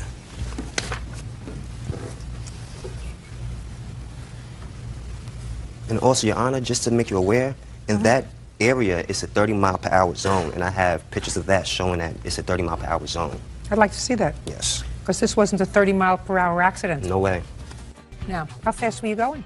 To be honest with you, I don't really recall, but I was never given a speeding ticket. Were you taken to the hospital? I refused the ambulance ride because I didn't know what kind of situation he had as far as insurance. I didn't want to put him into financial debt. What, are you kidding me? You didn't go to the hospital because you probably had a high blood alcohol level. I was never given a sobriety test. I didn't ask you that. Also, Your Honor, I have in my police report where it says that she had slid 144 feet. Also, if you was doing about 50 miles per hour, you would have been able to stop at around 175 Well, you don't have feet. any expert testimony. She doesn't have any expert witness, do you? Are you a mechanic? Friend, you're not a mechanic, are you? You have any proof that there was something wrong with his car? No, I do not. Your Honor? What? I do have an eyewitness that was in the vehicle with me that saw the steering malfunction and lock up on me. Before or after you slammed on the brakes? Before. Oh, really? Love to hear that witness. Love to hear that witness. Do I stand up? Are you sure you want to do this? Are you sure you want to do this? The question is... I was there. Are and I you did sure see you want to do this, is my Yeah. question. Fine. Yes. Over here. Your last name? Rosado. Miss Rosado, what arrangements had you made to go to the party? Went to work and I was like, you know what, there's a birthday party, I can go to the party after work. I said, what arrangements had you made to go to the party? She was gonna come pick me up. Now, what would possibly give her the impression that he was supposed to pick you up? He had told me that day, he had dropped me off that morning to work. Was there anything wrong with the car? Not that morning. How many times has he taken you to work? A couple of times. How many is a couple? A couple is two. Maybe 4 or 5 times. How many other times have you been in his car? A lot of times. Ever had any steering problems? One time we were in the vehicle and he was like, "Did you guys feel that?" It was his car like basically what he was trying to say was his car was messed up when we was in the car. Don't tell me basically what he was trying to say, madam.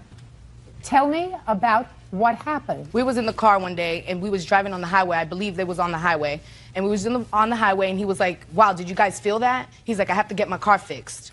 When was that? The day before we had the accident. But it had nothing to do with the steering. Maybe not. I'm not sure. I don't know nothing about cars, Yana. Listen to me. The day before the accident, so he said to you, "Wow, something's wrong with the car." But yet you got in the car that morning for him to take you to work. That's true. Why would you put your life in your hands like that? Don't know.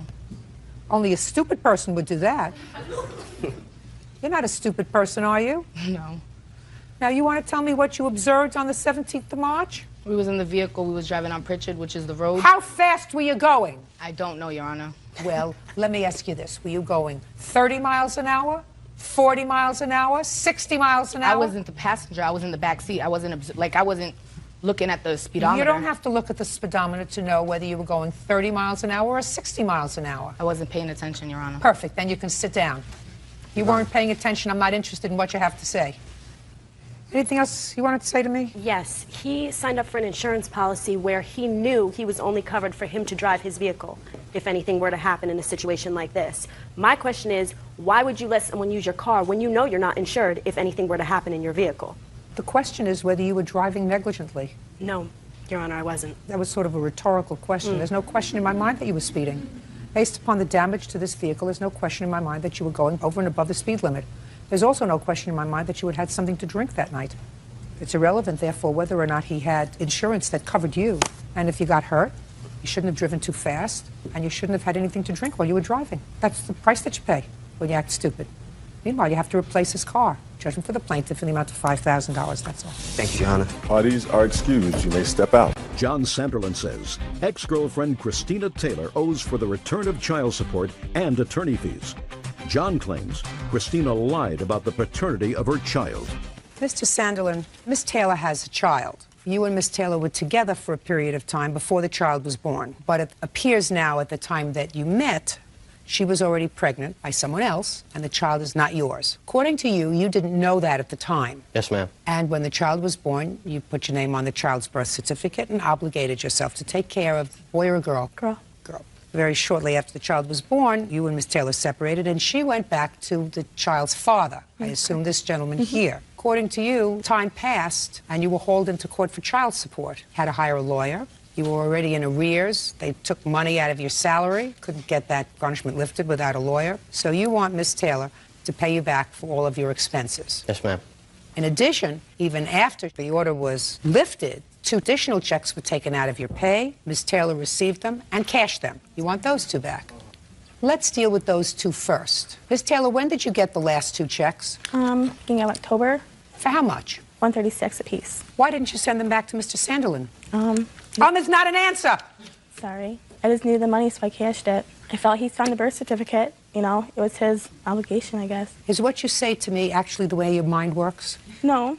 I just want to know. Is what you just said to me, the response that you knew he wasn't the father of your child, you knew that there was no order anymore, you knew that you were living with the father of your child, and yet you got 2 checks that you knew were sent to you in error, and you needed the money, so you cashed the checks and spent them. I want to know if that's the way your mind works. That's how I was thinking. Then you have enough children.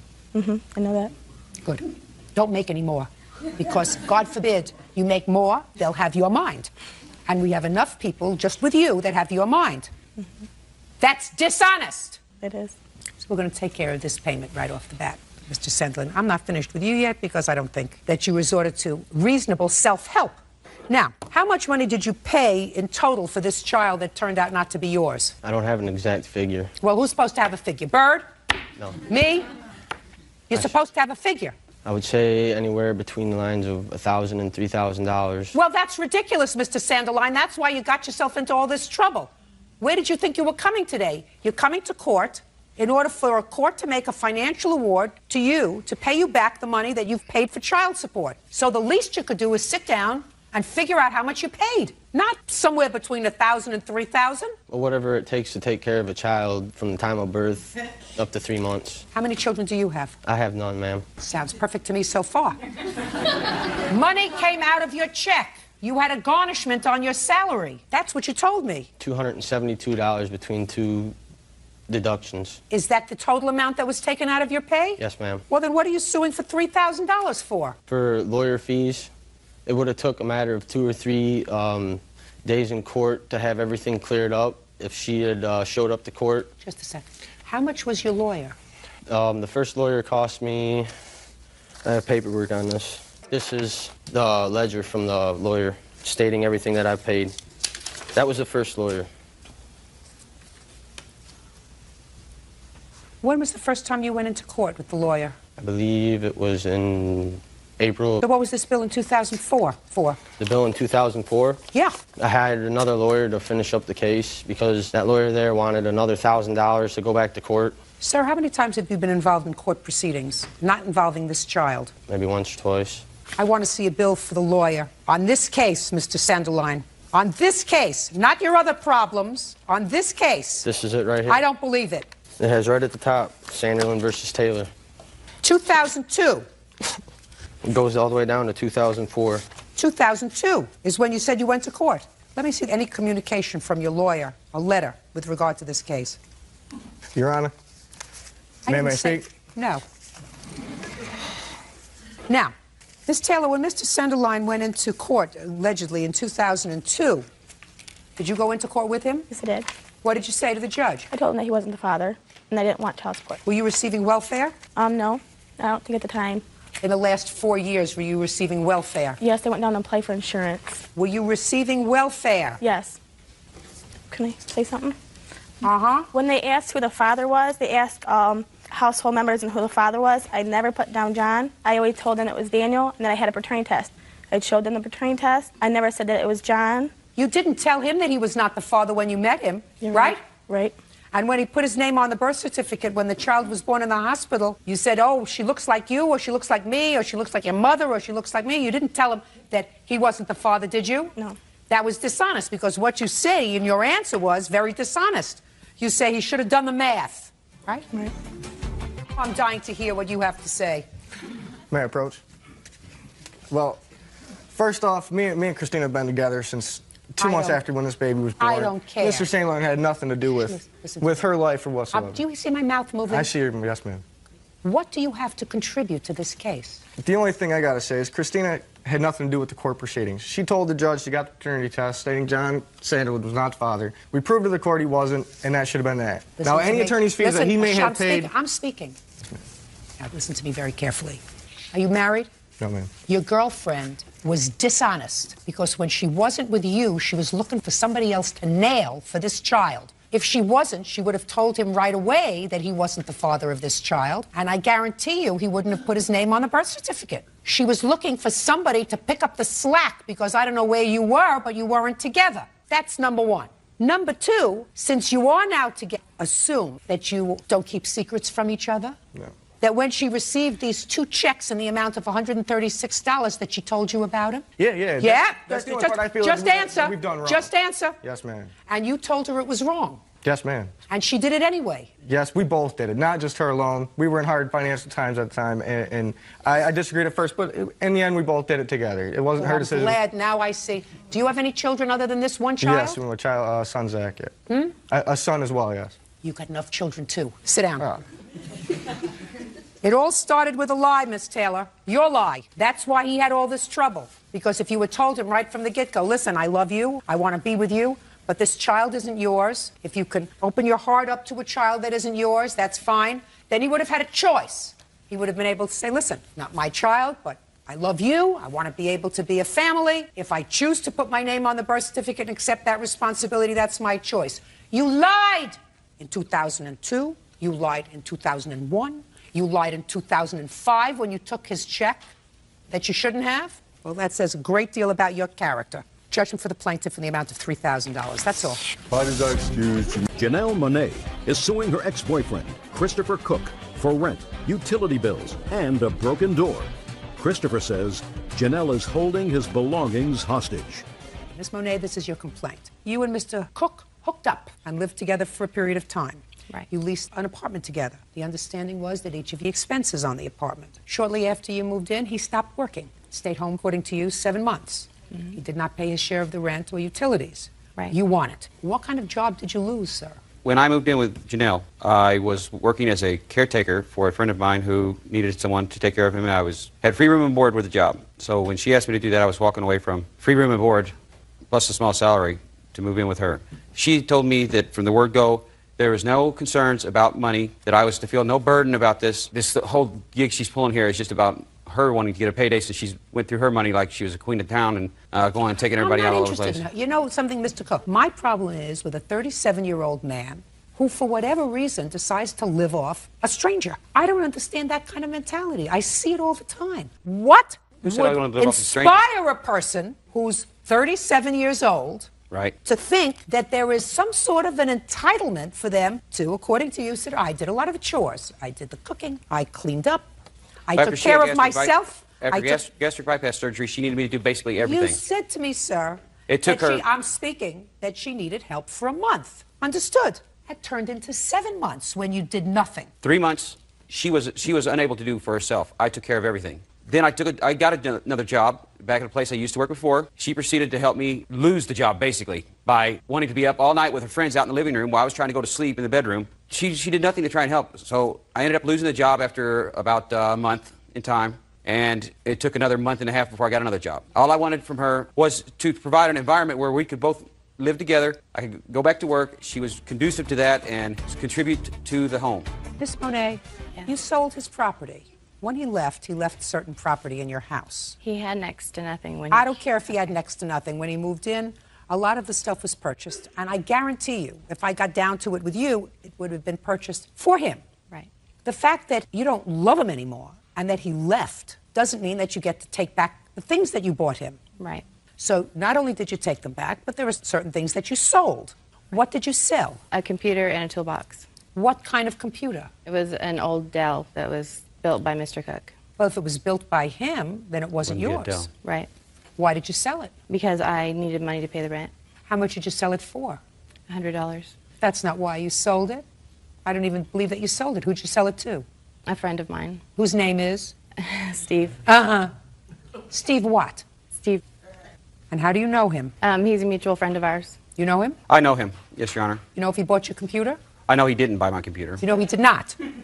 How do you know, Mr. Cook, that Mr. Peterson did not buy the computer? Because I confronted him on the very issue. He did not have my computer, Your Honor. When did you confront him? After I was aware of the fact that my computer was no longer there, along with 3 toolboxes, not one, and all various other possessions that were mine long before our relationship ever began. Who did you sell the toolboxes to? He has the toolboxes. That's a lie, Your Honor. You told me that you sold them in your complaint. I got them back after that because he wanted them back, so I felt bad that I had sold them, and I bought them back from the person that I sold them to. No. Yes, I most certainly did. Fine.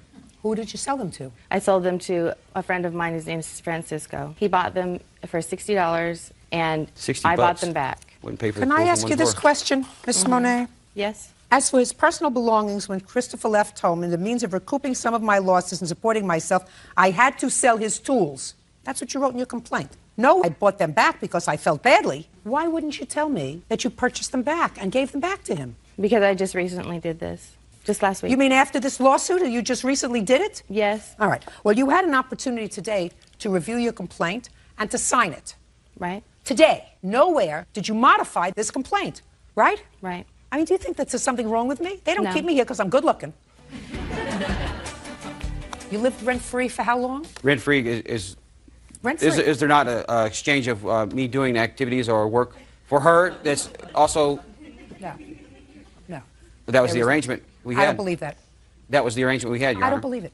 I'm telling you that's what it was. whether I you don't believe care it or what not. you're telling me, sir. I don't believe a 37-year-old She had man. I'm gastric bypass- speaking with any kind of character says, you take care of me, I'm going to do the cooking. It wasn't.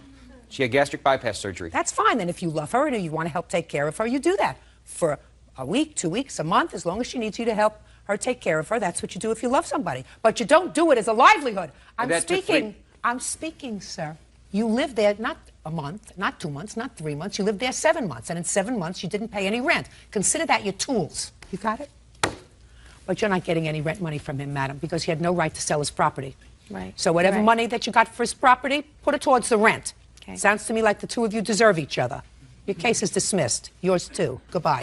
25-year-old Katrina Purdy is suing her former employers, taxi company owners Jack and Mike Pulowski, for taxicab rent and lost wages.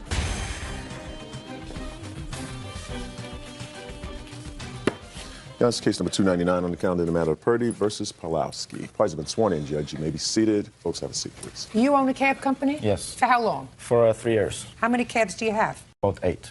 You own them?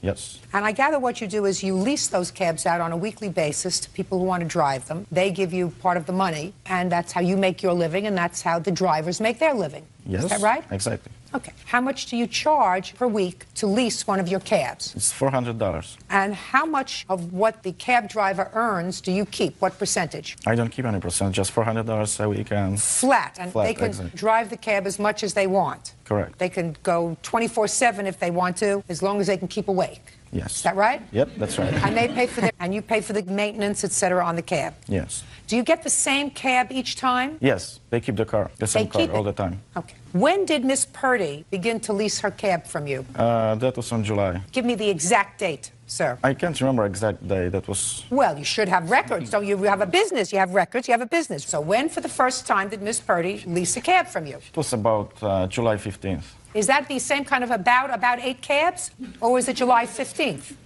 July 15th. Is that correct? Yeah, I have July 22nd, Your Honor. You have July 22nd was the first time that you rented a cab. Yes. Let me see your records to show me July 15th. I didn't bring any records about that. Well, where'd you think you were coming today? To a tea dance? No.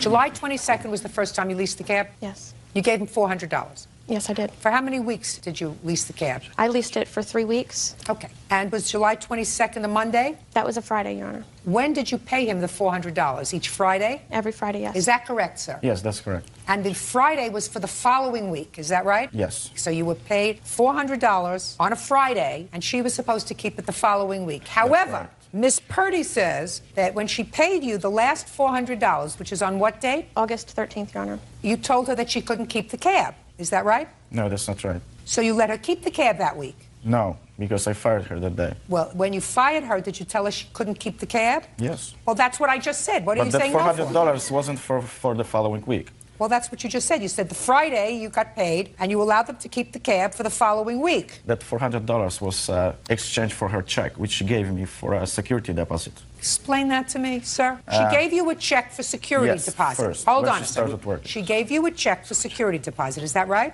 Yes, Your Honor. And you held on to the check?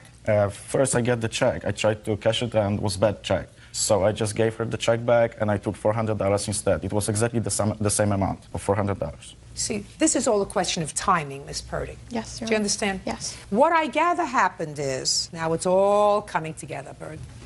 Trust me, I'm going to explain this to you because I know if you understand it, I've made myself clear, and I like to make myself clear. Miss Purdy gave him a total of $1,200. Is that right? Yes, Your Honor. She only had the cab for 2 weeks. Is that right? It was 3 weeks. You used the cab for 3 weeks? Yes. Well, if you used the cab for 3 weeks and you gave him $1,200, what are you complaining about? The $400 was for deposit for a hold on the check. No. What I'm asking you, Miss Purdy, is as follows. You say you gave him $1,200. I gave him $400 every week. You say you gave him a total of $1,200. All the money that you gave him, for whatever reason, was $1,200. Well, then that doesn't include the $400. You're right. Okay, so you gave him $1,600. Yes, Your Honor. You gave him $1,600, but you only used the cab for 3 weeks. Yes, Your Honor. Got it? I got it. The last Friday that she leased the cab, she hands him cash, $400. You take the $400, correct? Yes, correct. And then you say to her, you're fired. No, but Shh, just a second. Okay. You're fired, and I'm keeping this $400 for the security deposit check because you scratched the car. You damaged the car, which is what the security deposit was for. Is that right, sir? That's right. Right. That's simple. Don't shake your head no. That's what happened. Because if he had said to her, you were doing the talking, or was he doing the talking? But I gave Who her was the doing check the back. talking? We were together. Who was talking to her? I was talking, he was talking. All I want to know is, Before she handed you the $400, did you say to her, we're firing you today? No, Of course not. So you got the cash first. because I didn't trust her Just- with the check. You following me, sir? You took her $400 because you were afraid that if you told her she was fired, she wouldn't give you the $400. No, that's not the reason. I was afraid that the check is bad, like the first one. Just a second. She didn't give you a check. She was giving you cash. Yes, but she gave me check first. I because she didn't understand. have any money, Listen- so she gave me a check. Listen to me, sir. If you would have said to her, I'm firing you today, you owe me money for scratching the car. I don't know how much that's going to be yet, but you owe me money. We'll have to straighten that out. Do you think she would have given you the $400? Probably not. Right. And she was not giving you the $400 for the security deposit. She wasn't. Her intention was giving you the $400 to use the cab for the next week, correct? Yes. Of course. Your intention was to take the $400 to hold it so that in case you had damage to the car, which you claim you had, you would have money to fix it. Correct? But remember about the check. I gave her back $400 in check. Listen That was to me just exchange. carefully, sir. Don't play slick with me. I know that what you've got fixed in your own mind is you decided to take that moment, August 13th, that's the day you selected to take the money for the bad check. Not the week before, not in the middle of the following week. You said, this is the time I'm going to take the money for the bad check, right? Yes. And I'm telling you, you can't do that. Just Anything you want to say to me? me? You. No, I'm just a witness. I'm supposed You're to a take- witness to what? to her accident. She had an accident with the car. This is not the issue. The issue is who's going to be a plaintiff and who's going to be a defendant. He has every right to fire her. What he did was play it slick. What he did was she said, I want to lease the cab for the next week. Here's my $400. He didn't say to her, no, I'm sorry, we're not leasing. Put your hand down. We're not leasing you this cab for another week because we don't like the way you drive. We don't like the way you take care of our property. We're firing you. But we have your bad check here. And you have to make good on the damage that you did to our car because that's our contract. And she says, sue me. That way, he would stand over here and she would stand over here. Instead, he resorted to self-help. He says, I'm going to be slick. I'm going to take her money. I'm going to be very quiet. I'm not telling her we're firing her today. I'm going to take her money, and then she's going to have to come after me for the money. Do we understand each other? Well, she never said she had an accident, but I saw her have an accident. I don't care whether she had an accident. I don't care if she ended up with a pole up the she tailpipe of a almost car. did. She Listen almost to did. me, sir. All I'm saying is they have a choice. Their choice is to pursue her for the money that they outlaid to fix the car, or they can play it slick by taking her $400 and saying, now you're fired. Now I have the money. You follow me? I hear everything. I'm right Do you understand it? I understand it. Slick doesn't understand it either. They No, can I either be a would've- I would've- plaintiff. I would've fired they her. could- I would've fired They her. had every right to fire her. You're not hearing it. I'm hearing it. No, you're not hearing it. They I'm had hearing it. every right to fire her as soon as she had an accident. All of I'm the speaking. incidents- Do you hear my mouth moving? I see it. Good. They had every right to fire her. They were derelict if they didn't fire her, if they have a cab company and she had an accident. What I'm saying is they had no right. There was a lot more than an accident. Listen There was to- a lot more. Do you? Excuse me. Is there something wrong with you? Is there something wrong with me? Yes. Are you just try paying attention? They had every right and an obligation to fire her. That's what I They would've had done. no right to take her $400 on the day that they intended to fire her, because her intention in giving them the $400 was to allow her to use the cab for the following week. And they took that money under false pretenses. Do you understand? Judgment for the plaintiff in the amount of $400. That's all. David McLaughlin and Rachel Browning say former landlords Michael Moreland and Janae Cooper owe for the return of a deposit and for false charges made to police. The defendants are countersuing for rent. Okay. According to the complaint, you rented a house from the defendants. You gave them a deposit in order to move in. You moved in. You said the house was in deplorable condition. You want your deposit back. You want hotel stay and punitive damages for filing false charges against you with Child Protective Services. The defendants say that you owe them for rent and something that you stole when you left, right? Yes. That's what the case is about. Okay. You have children together? No. You have children who lived in the house? Yes. How many? Two, my daughter Michaela, who's 5 now, and her son Austin, who's 6. And how long have the two of you been together? We've been together a year. Okay. Where were you living before you rented the house from the defendants? Back in January, I bought a house with my ex-wife, and she filed for divorce about 2 or 3 days after we actually signed for the house. So I had to move out by March 1st so I could get into a house with Rachel, because I knew Rachel from high school. So I mean, are you a couple or are you just sharing a house? we're a couple. Go ahead. We actually got married January 4th of this year. Okay, so you had to get out fast of your living situation. Did you answer an ad for the defendant's house? No, we actually were driving around trying to find something. We knew I don't have great credit. Listen, you drove around. Was there a for rent sign? Yeah, there was a for rent sign. And you in the called? front. I called the number. And In I what talked to Janae. month? Middle of March. We called about the first 2 weeks of March. And she told me that they had a house for rent, that they had to fix it up a little bit, and that we could look at it the next day. When we met them the next day, I looked at it. And? It was pretty bad. They had like 3 or 4, maybe 2 or 3 couches in the living room with a bunch of tables, and it was just everywhere. There's stuff everywhere, every room. And he said he'd have it done by the 1st of April. And then he told us the deposit was $1,850, which is the first month's rent, which is $950 plus $900. And he'll have everything done by the 1st. And I told him that I have a 401k check coming in, my thing from work, and it was $1,300. And then I was going to borrow the money from my grandparents and my Listen, mom. that's a little too much information for me. You saw the house. It was in deplorable condition. You said you wanted the house as of when? As of April 1st. Did you sign a lease? We did sign a lease. And, I'd like to see it. This is the original copy of it. Lease that provided that you were going to move in on April the 3rd for 6 months. Mm-hmm. Okay. Did you move in on April the 3rd? No, he kept saying he had no electricity, he had no water in the house. So we turned on the electricity at the end of March so he could get the paint done in my name. And he had no water in the house. He owed $300 or $400 for the water. So he had to pay that off so he could get the water running. And then he never had anybody come up there to fix it. Listen to me. When did you move in? May 3rd. You moved in a month late. A month late. My parents came up from New York and... I don't care if your parents came up from New York, sir. I have some specific questions. May 3rd you moved in, right? Yes. And you gave them the money when? April 10th. Because I gave him $900 before April 3rd, and then we gave him the rest of the money when my parents came up. And I got pictures of the house, the way it looked before he actually fixed it. I don't care what it looked like before he fixed it. That's irrelevant to me.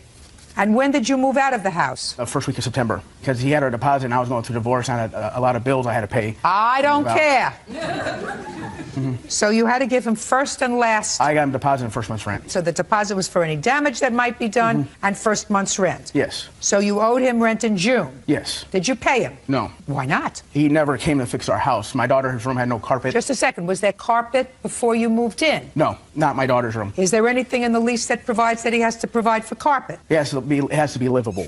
That's No. Not everybody likes carpet, sir. Is there anything in this lease that provides that he has to provide carpet? I'm pretty sure it does say something. And Show me. I don't want to have to read the whole thing. Take a look. Show me where it says that your daughter's room has to be carpeted. It says something about the conditions of the premises, including all grounds and buildings and improvements, unless they... Listen to me. The word carpet. I don't see carpet in here. So the lease does not provide for carpet? No. Okay, so you didn't pay him for June. Your daughter's room had no carpet. And her son's room had really old carpet. He said he was going to change in there. It's like shag carpet, and the whole house was completely destroyed. Listen to me. You moved into it. Yes. If it wasn't ready, don't move in. So you moved in, and you didn't pay June's rent. Yes. Did you pay July's rent? No. We had no... Okay. Don't go there, sir. Sorry. I don't want to hear, you're fetching and complaining. You moved your family in, and as soon as you moved in, you stopped paying rent. Because that's what happened. I mean, that's the objective data. Yeah. You moved in, and you stopped paying rent. No June, no July, no August. Yes. And what were you doing with the rent money? I was putting it toward my bills that I had from my divorce. I had a car that was 2 months behind, and like that. And we had a problem with her insurance and stuff at work, but the house was not livable. My dad... Listen to me. If the house isn't livable, you move out. If it's not livable, you don't move in. And if it's not livable, you move out. You don't scam the landlord by moving in and saying, now I'm here. Now you can't get me out. I have nowhere to live. That's not his problem. Is he related to you by blood? No. Who cares if you have nowhere to live? Go live with a relative. Go live with your mother. Go live with your father. Go live with your sister. Go live with your brother. But don't move into a stranger's house and say, no, I'm not going to pay rent because I got bills for my divorce. I mean, we gave him $1,800 for the month. He never came and fixed it. Just a second. Okay. I gave you credit for May's rent. Because he wouldn't have let you move in unless you gave him the 2 months. Yeah. Right? So you gave him the 2 months and then you stopped paying him. Outrageous. I mean, you're a squatter. And it's an old scam. You got yourself in, you move yourself in, you say, listen, it's going to take the courts 3, 4, 5, 6 months to get me out. By that time, they're just going to be so happy to get rid of me that they'll just say, go, forget it. And then you move on to some other unsuspected. Outrageous. You get me? I get you. Good. If you don't like an apartment, if you don't like a house, you don't move in. Does that sound right to you? You're the police officer, is that right? Sounds right, Judge. Right? Nobody's twisting your arm. You don't like the shag carpet? Don't move in. Doesn't mean that much to you. You move in. You want carpet in your daughter's room? Go to Home Depot. Now, the second part of your complaint is that they called Child Protective Services on you. Yes. Yes, go ahead, sir. Your Honor, we never called Child Protective Services. Just a second. They Can called I the ask police. Can I ask quite the question, please? Did they call Child Protective Services? The police did. Once the police came out. So they called the police. Yes. Mr. Moreland. Yes, Your Honor. Did you call the police? Yes, Your Honor. Tell me why. What month did you call the police? August or June, somewhere around there. Well, August and June are 2 different months. Officer, I'm not sure, Your Officer, Honor. could you stand up, please? Yes, Judge. Could you move over there? I know you're not a plaintiff's witness, Certainly. but you responded to the location where Mr. McLaughlin and Miss Browning were living. Yes, I did. You remember when that was, sir? It was on June 25th. And you responded because you got a call about what, sir? We had a complaint on some photographs containing images of the adults with their children in pornographic poses. And when you responded to the location, did you find anything? No, ma'am, we did not. Not anything that related to the complaint. Okay. Can you describe what you saw when you got to the premises? When I arrived at the premises, I went inside the residence. The residence was in a messy state. There were boxes every place. It appeared as if somebody was moving out. Some trash, not anything that would be deplorable to live in, but it just appeared to be unorganized and a lot of boxes and packing going on. But you found nothing untoward. No. Were you responsible for calling Child Protective Services? No, ma'am. Do you know who did? More than likely, any reports that we take involving children in a case such as this gets forwarded to CPS automatically. Okay. Anything else you want to tell me, sir? No, ma'am. Thank you. You can have a seat. Okay. What made either one of you believe that there were photographs in there involving children? There was, Your Honor. I haven't heard from McLaughlin for several months, and he didn't pay me for about 5 months, and he changed the locks on the premises, which on the lease it states here that if you don't pay rent or if you change the locks, I have the right to enter the premises. Okay. So I entered the home, and I see in the living room there's mattresses laying on the floor, 5 to 7 digital cameras laying around, Did you, pictures. Sir, officer, one more thing. When you went into the premises, did you see any mattresses on the floor? Ma'am, I don't recall if there are any mattresses on the floor. I do remember the complaint of the video cameras. Mr. Moreland believed that there was some type of filming possibly going on involving the children in their rooms. When I responded, I checked on that complaint. I looked at the camera. Nothing that What kind of appeared to be- cameras, sir? Still cameras, movie cameras? There are several different kinds. Still cameras, some video recorders, camcorders, but nothing. How many would you say? Approximately 5 to 7, but they were in broken states. They didn't work. They were not set up on stands. I didn't see any evidence of any type of Okay. recording. Thank you. Thank you.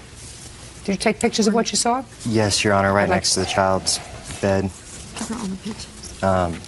There was an open box of two open boxes, and he also had plenty of time before the police entered the property to dispose of what I seen. Don't tell me that's supposition. If I like to add something. These were taken the day that you called the police? Is that what you're telling me? Yes. Okay. Officer, would you step up, please? Yes, ma'am. This be a fair and accurate representation of the condition of the house when you saw it. Yes, that does appear to be taken in June. Thank you. Mr. Moreland was perfectly right to pick up the phone and call the police and have them come to at least look into what was going on in that house. You moved in, according to you, on May the 3rd. This house looks like a disaster area, an absolute disaster area. And I'm not even addressing the pornographic material that's there, which, by the way, you acknowledge that you had in the house, but you say it was, in fact, put away so that the children couldn't reach it. Well, somebody reached it. It may have even been Mr. Moreland, but somebody reached it. I'm not even addressing the pornographic stuff that involved what appear to be young children, which is weird. The condition of the house would lead a normal person to believe that something wasn't right there. So he had an absolute right to call the police, and the police had an absolute responsibility to call Child Protective Services. So your complaint is dismissed. Now let's get to your counterclaim. You're suing for the rent for Yes, the time Your that they lived there. Rent was how much a month? $9.50. When did they move out? They actually moved out in October. They did not move out in June. June, July, August, September, October. 5 months. $4,750. Listen, they're scammers. I know you are. Period. Squatters and scammers. And based upon the photographs that I saw, not very responsible parents either. Now, you don't mind my not going into this grill that they allegedly took? I don't care about a grill. They owe you for rent. And how much did it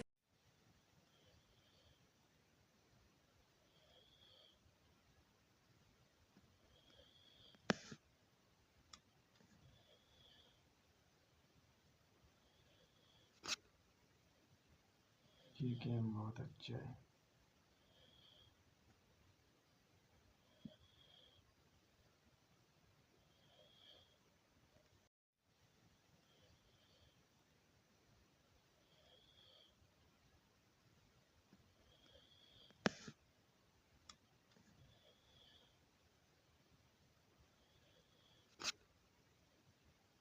ठीक है, बहुत अच्छा है।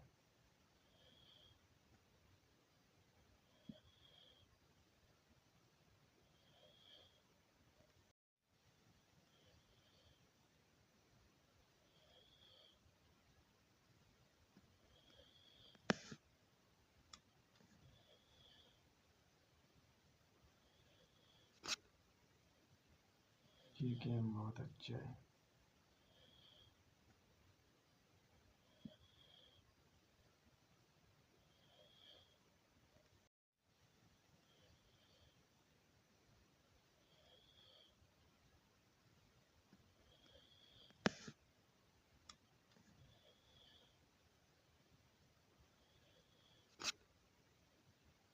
ठीक है, बहुत अच्छा है।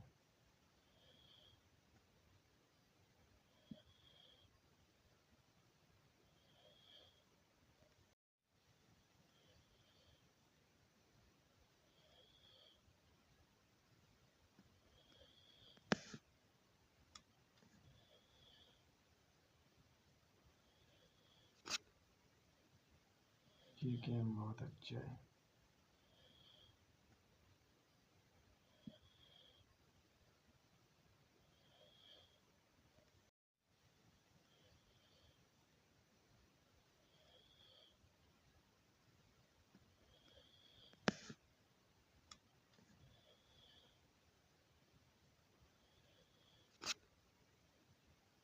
ठीक है, बहुत अच्छा है।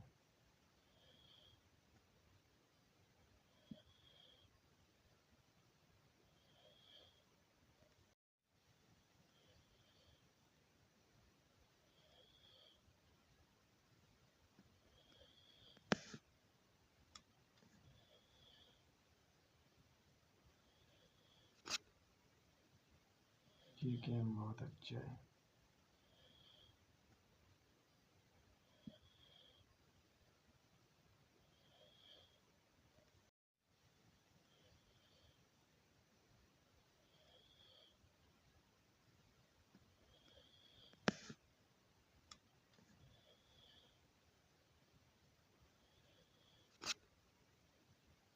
ठीक है, बहुत अच्छा है।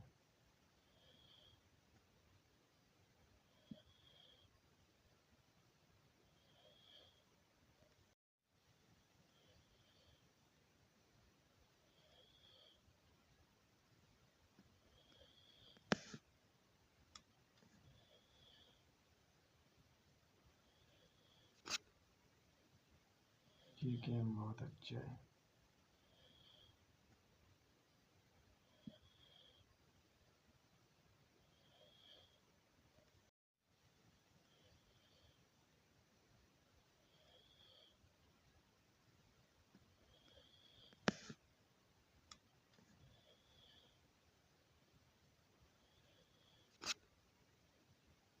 ठीक है, बहुत अच्छा है।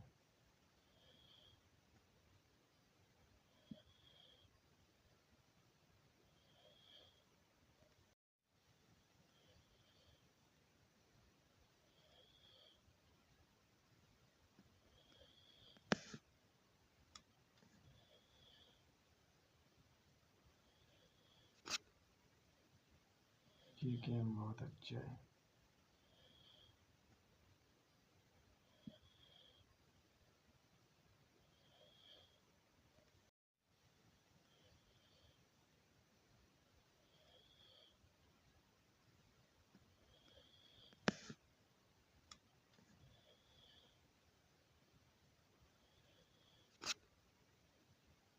ठीक है, बहुत अच्छा है।